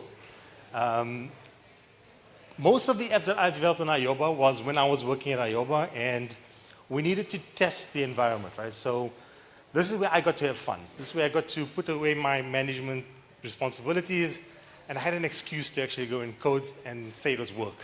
Okay, so Wordle was very popular at the time in 2021-ish, yeah. And I needed to test certain features of the developer experience, so I built ayoba. It's based off an open source project. So again, the theme of the day is leveraging on the shoulders of giants. So there's a lot of good resources out there on the internet. You don't need to build everything from scratch. I took an existing project and customized it to work on ayoba. One of the core design principles that we had when building this developer experience was we didn't want to make it yet another platform that you needed to develop for. We wanted to make it possible for you to take the most common tools out there that allow you to develop web applications and simply point it at ayoba. You don't need to do anything special, right? So the amount of time it took me to build this app, I estimated about 6 hours, yeah? And then it's just been sitting there. And if you look at the stats from Google Analytics, and a tip I'll give all you developers is make sure you put some analytics into your app. Put a Google tracking code. It doesn't take much effort. So you can see what's going on with your app. Right? The product head was on earlier and talking about a little bit about how what the product management approach should be. But it's always about following the user and following the data that comes from the user. So put in some analytics, and you'll see. I mean, I've had more than 150,000 active users on the app without doing anything, with 6 hours worth of effort, okay? So a lot of impact with very little effort at the end of the day.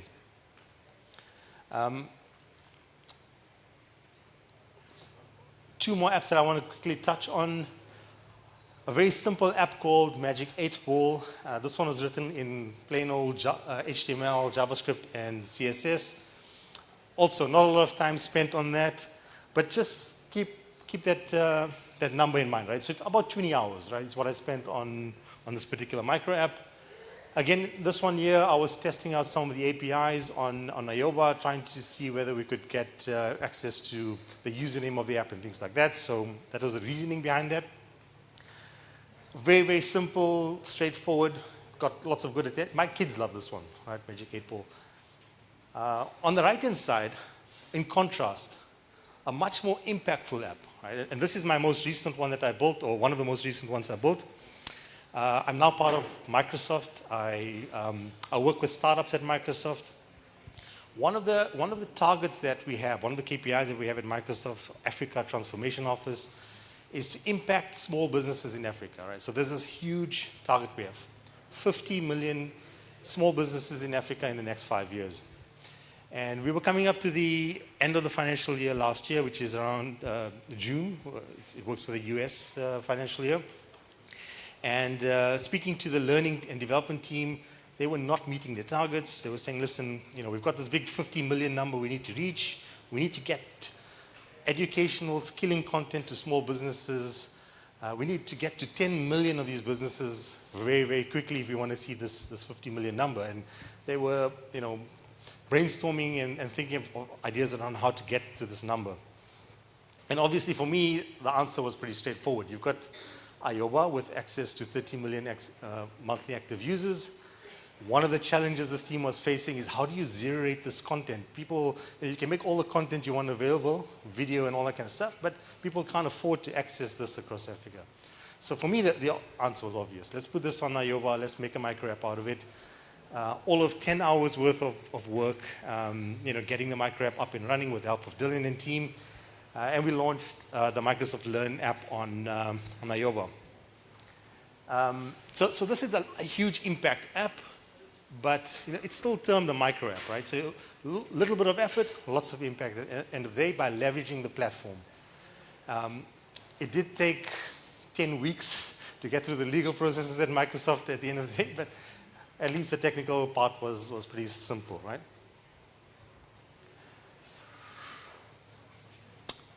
I can take a question here. Let's go for it.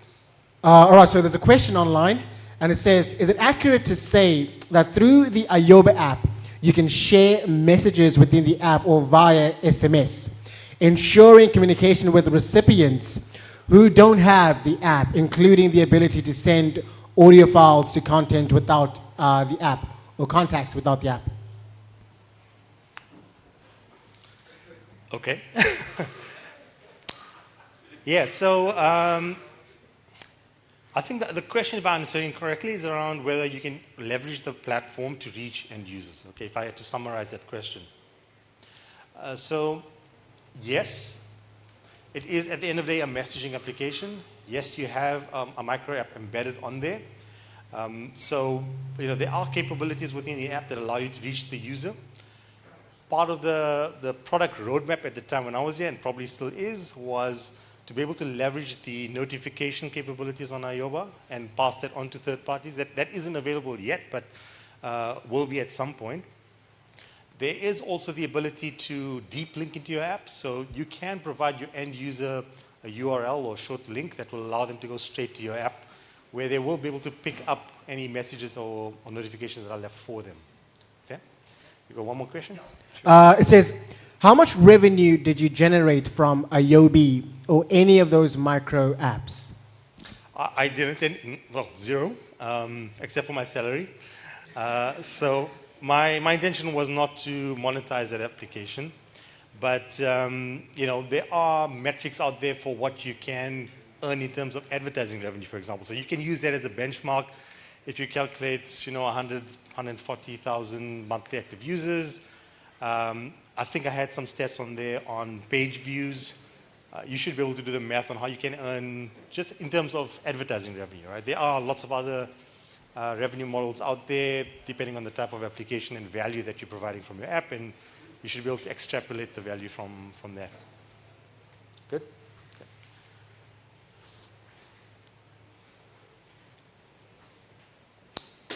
My clicker stopped, so just move on.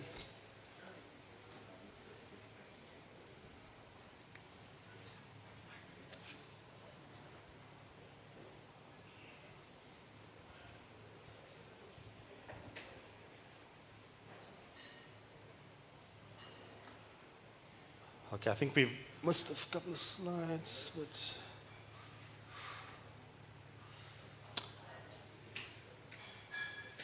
yeah.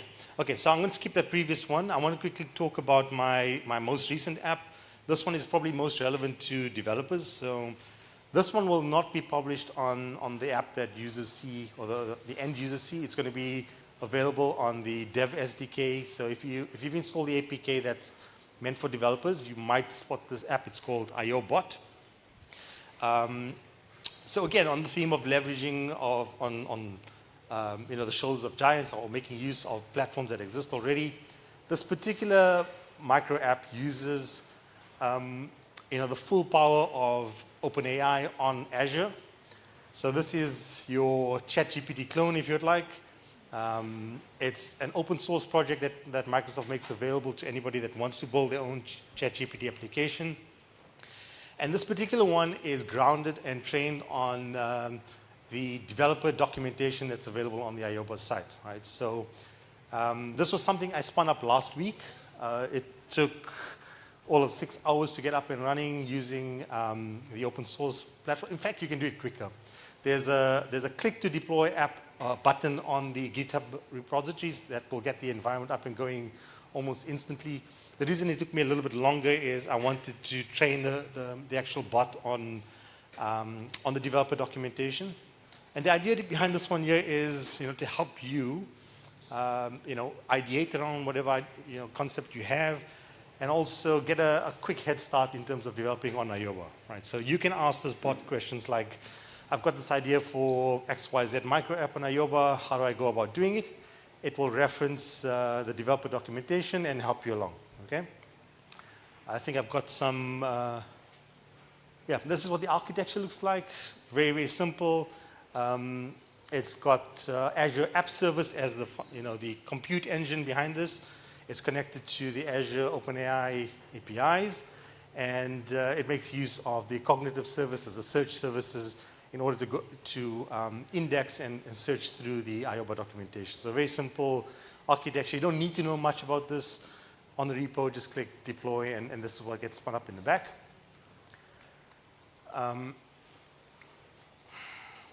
So there's a bit of lag on this.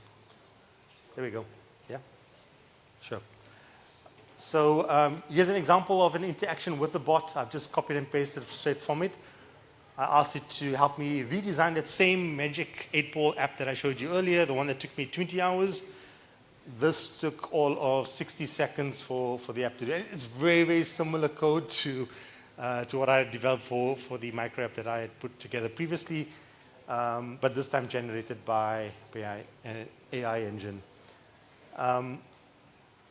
I do point out the fact that you need to watch out as a developer for the creativity of these AI engines, right? So they do tend to hallucinate. The green highlighted text there is where the bot decided to create a new function that doesn't exist in ayoba yet. It's useful and not useful. I mean, as a developer, you need to still read through the documentation, but it's good for the product managers to know what functions might be missing. I'm going to skip a few slides. I'm going to go straight to some free stuff. Yeah. Come on. So I utilize a lot of free stuff. In fact, everything I've done so far is free. I haven't paid a cent for any of this. This presentation will be made available. I encourage you to go through this list here.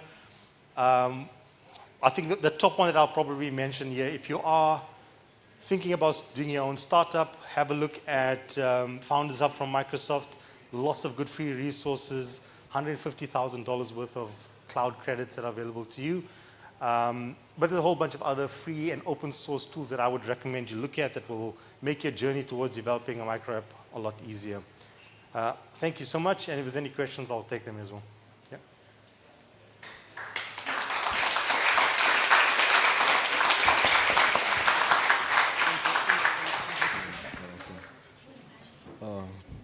Good day, everyone. My name is Fiso. I'm here with the GSP Solutions-Based team. Hello, everyone virtually and everyone physically. My question is about the AI bot that you built. And I'd like to know if, since that one was a language understanding model, I believe, in terms of maybe trying to build an image type of AI, can you perhaps say ayoba might provide those resources too? Okay, cool. Let me answer that. So I think part of the science of building these applications is knowing what Lego blocks to pull from where, okay? So what ayoba gives you is a channel to your user, a zero-rated channel, and an easy way to get to them, right? That's the part that you get from ayoba. What you're still missing then is a place to host your app, right? And in the free resources, I talked a little bit about, for example, I use GitHub Pages. It's completely free. It hosts static web content, so you use that for hosting your web page, right? What you still need is a backend engine, right? So in the case of AI, you need to be able to talk to an AI engine. There's a few options there. You can talk directly to OpenAI. There's Llama that's available on some other cloud providers. There's Hugging Face, which has a whole slew of different models, visual and large language models. The one I chose to use was Azure OpenAI. So that's made available through Azure. So that's not coming from ayoba, right? That capability is coming from Azure and from OpenAI. On Azure, you have the large language models. I use GPT 3.5. If you want to do something with images, you're probably more likely to fiddle around with DALL-E, which is trained on images and things like that.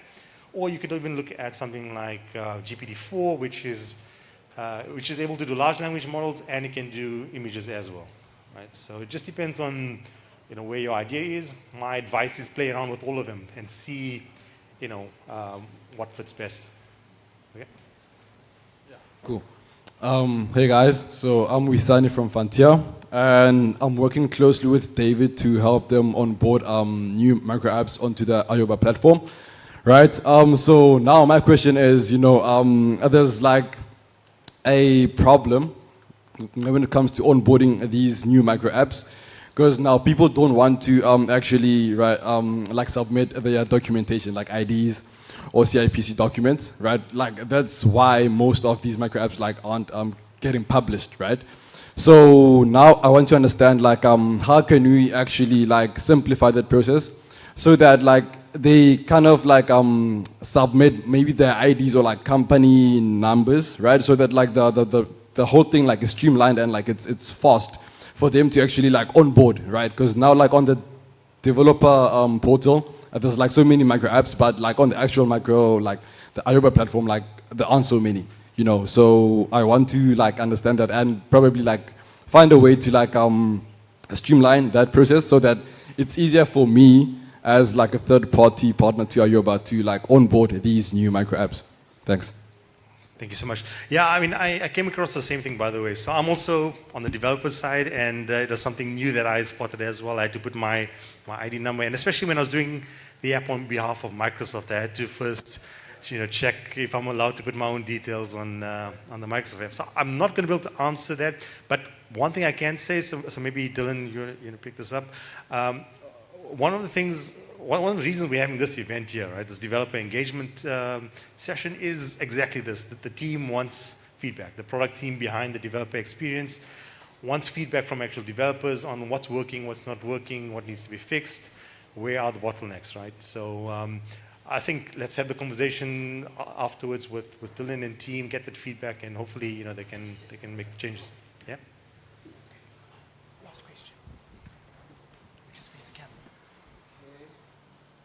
Okay, good afternoon, everyone. My question is based on cloud computing. So I just want to ask, how is cloud computing, what is the future of cloud computing in South Africa, and why is it important for us developers to be familiar with the culture of cloud computing? Great question. So the underlying theme of the entire event today, if I had to summarize it, was, leveraging ecosystems and partnerships, right? So Kino was talking about why the space is important, why the proximity to different companies is important, right? It's all about knowing what and how to leverage, partners in an ecosystem. I wanted to put a picture early on about, these.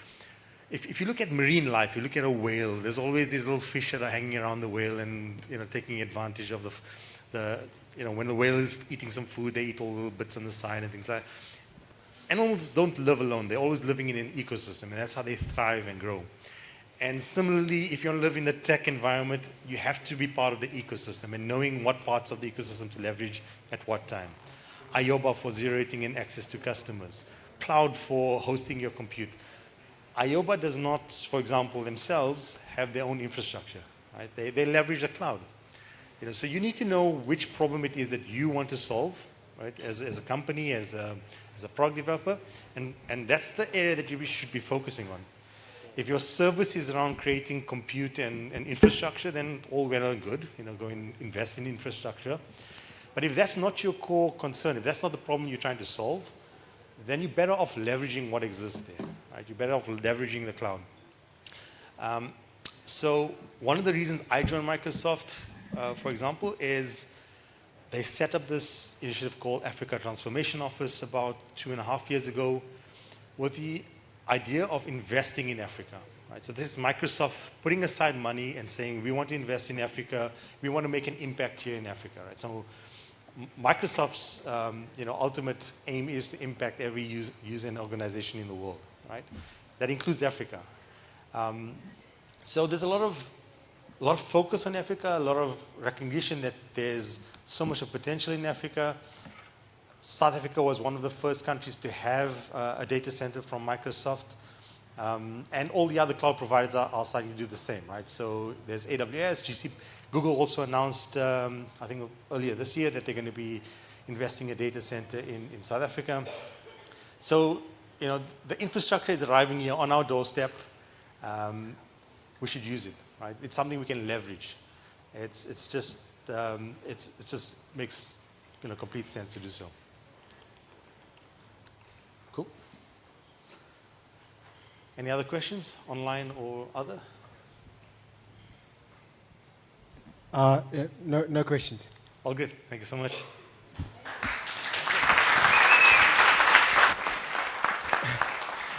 All right, so everybody, Yusuf Kaka, giving us development perspective. Thank you so much, sir. All right, so just to keep the show rolling, because we're about to finish off, I'm about to call out Graham or David Graham. He's going to give us what's next. Come through, brother man.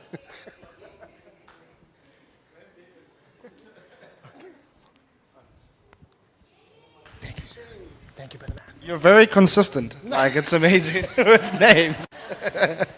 Awesome. I just wanted to come up and say thank you for everyone today. Sheila unfortunately had to leave. She had a personal emergency, so I just wanted to step in and thank everyone, Yusuf especially, for making time to come and chat into the up-and-coming generation of developers online and here in front of us. Shaheen, Melanie, the rest of the team for making time today to make the first of this event happen, number one.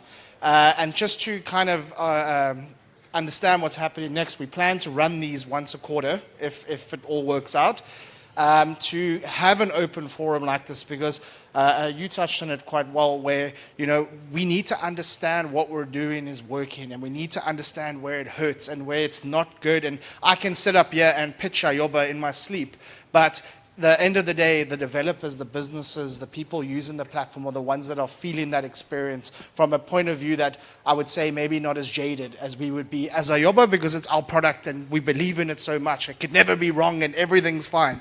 So we really appreciate you making time out here today. And I want to encourage you again, just off of what Kino said, these are the types of events where you can meet the next person in your journey, where you can learn something maybe where you were stuck that isn't working very, very well. And you could just speak to someone and it could click today, and you can launch a micro app tomorrow and you can get going on your journey. So I just want to say again, thank you very, very much for everyone joining online, in person, and we look forward to seeing you in the next one. You'll get some communication about when it's going to happen again, and I encourage you. We've got multiple people here from ayoba. It's amazing. I don't have to stand and talk too much about it, but engage with everyone from ayoba, especially from a developer point of view, what you're trying to do, and enjoy some of the food, and thank you very, very much for joining today. All right, everybody. Hey, Graham. David Graham. David Graham. All right, okay, first and foremost, make some noise for yourselves. Look, man, I'm going to say this from the bottom of my heart. It's been a tremendous experience to be part of this journey, speaking about build with ayoba. And of course, if I'm looking at my personal journey as I'm building as an individual, but just to be here, surrounded by innovative, young-minded individuals, it's been a blessing. And of course, I've enjoyed every single moment. Let's give a round of applause to every single speaker that has spoken thus far. So, we're all about connecting, right? We're all about communicating. We're all about building this ecosystem that we're thriving on. And I know for sure that I stick to this mantra, each one teach one. And of course, ayoba is creating a beautiful platform right now by giving you guys a phenomenal platform to network, but also to build. So let's give a round of applause to ayoba, everybody. And of course, let's give a round of applause to the technical team. Martin! Let's give a round of applause to Matthew, the camera guy. Let's give a round of applause to the Geek Culture team with Tiana Ngwenyama. Let's give a round of applause to the CEO of Geek Culture, Mr. Misho. And of course, I've been your host, Karabo Mohole. Thank you so much, everybody. And of course, for everybody tuning in online, thank you so much for participating and enjoying this moment. See you next time. Signing out. Peace. And can we all come on stage for a group picture? Can we all come on stage? Can we all come on stage? Can we all come on stage? Can we all come on stage? Can we all come on stage? Hey! Can we all come on stage?